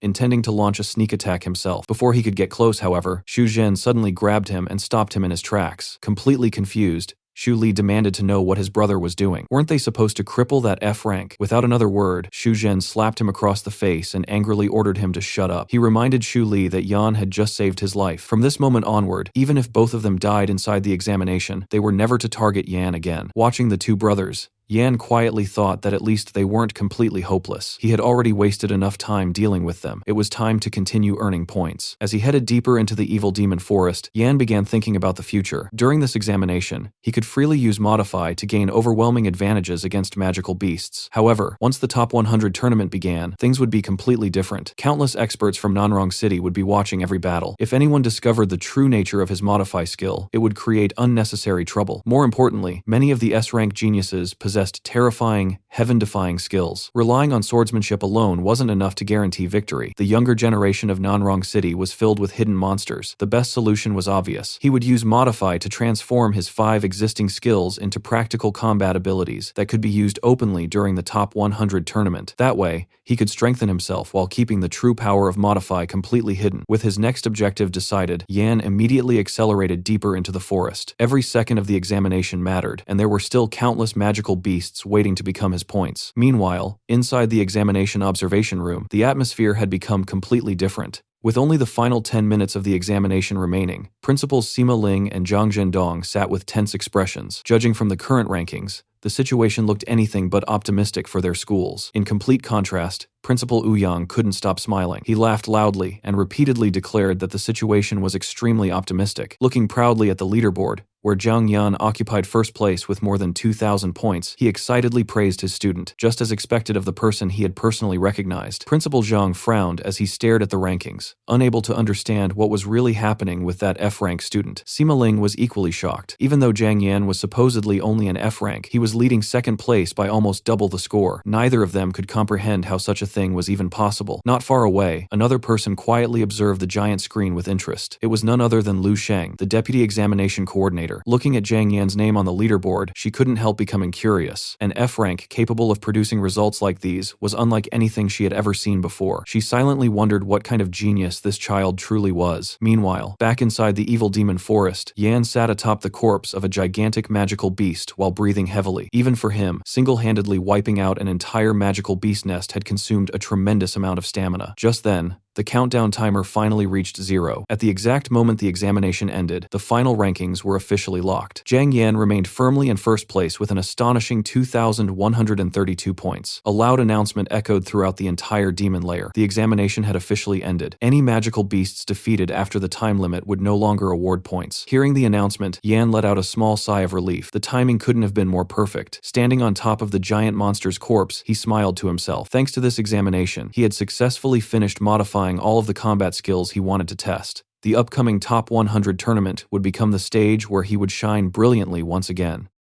Soon, the examination officially came to an end. The announcer's voice echoed throughout the venue as he declared that this year's college entrance examination had concluded. He informed everyone that students who failed to place in the top 100 should leave the venue on their own and wait for their university admission notices. Hearing those words, countless students lowered their heads in disappointment. Failing to enter the top 100 meant there was virtually no hope of getting into one of the nation's top universities. After all, there were countless cities across the country, yet only 10 top universities existed in total. For most students, simply earning admission to a second-tier or third-tier university would already be enough to bring honor to their families. Meanwhile, Yan casually walked through the crowd. Although the country had 10 top universities, they were also divided divided into different tiers. At the very top stood the 3 national universities. The first was Rongguang University, which believed in taking the fight directly to the demon lairs and constantly expanding humanity's territory. The second was Chuanxi University, whose philosophy centered around protecting human civilization and sealing demon lair rifts. The third was Lishang University, famous for maintaining the perfect balance between offense and defense. However, entering any of these 3 prestigious institutions required ranking within the top 30 of an entire city. No matter which one a student entered,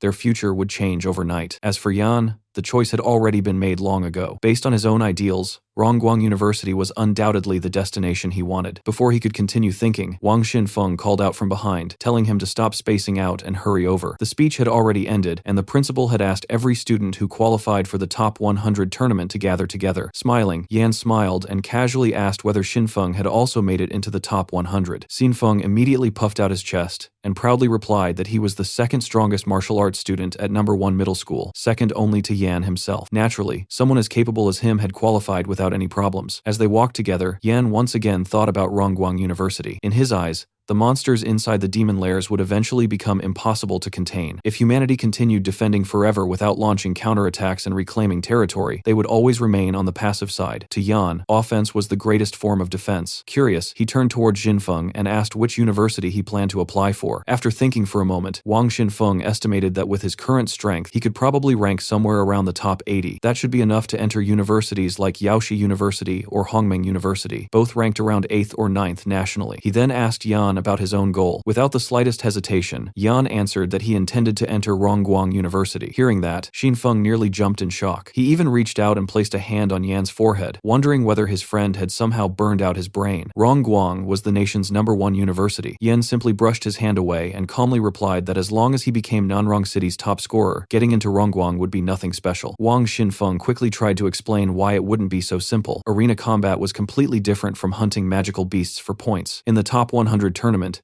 Yan would face terrifying opponents such as Sword Saints, Lightning Assassins, and Holy Light Mages. Those A-rank and S-rank combat classes possessed innate skills that held overwhelming advantages in direct battles. Their skill intensity far exceeded anything an F-rank class could normally compare to. Halfway through speaking, Xinfeng suddenly stopped himself, worried that his words might hurt Yan's feelings. Unexpectedly, Yan simply nodded in agreement. He admitted that combat classes, especially A-rank and S-rank ones, possessed heaven-defying innate skills that an ordinary F-rank trash couldn't possibly match. Seeing Yan react so calmly, Xinfeng secretly breathed a sigh of relief, believing his friend hadn't taken the comments to heart at all. Yan, however, couldn't help smiling inwardly. This guy was still trying to protect his feelings. If only Xinfeng knew the true potential of Modifier, he would never think such things. Yan silently reflected on his previous life. Out of all the skill orbs he had ever obtained, only S-rank skill orbs had been capable of increasing the level of his OP skill, Modify. Unfortunately, S-rank skill orbs were unimaginably rare. Coupled with the fact that he had spent most of his previous life imprisoned, his Modify had only reached level 3. Skill orbs themselves were divided into 6 grades, ranging from E rank all the way to S rank. They were extremely rare treasures dropped by magical beasts and possessed the unique ability to strengthen skills. Even at only level 3, Modify had already allowed Yan to transform ordinary equipment into genuine treasures like the Qinggang sword and the Qilin skin trench coat. Those genuine treasures were in an entirely different league compared to ordinary pseudo-grade equipment. Unfortunately, obtaining skill orbs required hunting genuine top-tier boss monsters, something that was far beyond his current strength. For now, his only option was to search the black market and see whether anyone happened to be selling one. Although, considering their value, he doubted he could actually afford it. Just then, someone called out to Yan from behind. Turning around, he saw Principal Ouyang Li walking toward him alongside a bald department director. Smiling proudly, Principal Ouyang praised Yan's performance, saying that although he possessed an F-rank class, he had still finished first on the examination leaderboard. His strength had already proven everything. Wang Xinfeng was completely stunned. In all the years he had attended number 1 middle school, he had never seen the principal praise a student so openly. Yan was truly the first. However, Yan simply replied that the arena battles of the top 100 tournament would be completely different from hunting magical beasts. Hearing Yan answer so calmly made Xinfeng even more nervous. Inwardly, he almost screamed at him to show some respect. After all, he was talking to the principal himself. Principal Ouyang merely smiled and asked him if he is going to admit defeat. The bald director standing behind him secretly nodded to himself, thinking that at least this kid seemed to have some self-awareness. The surroundings suddenly became quiet.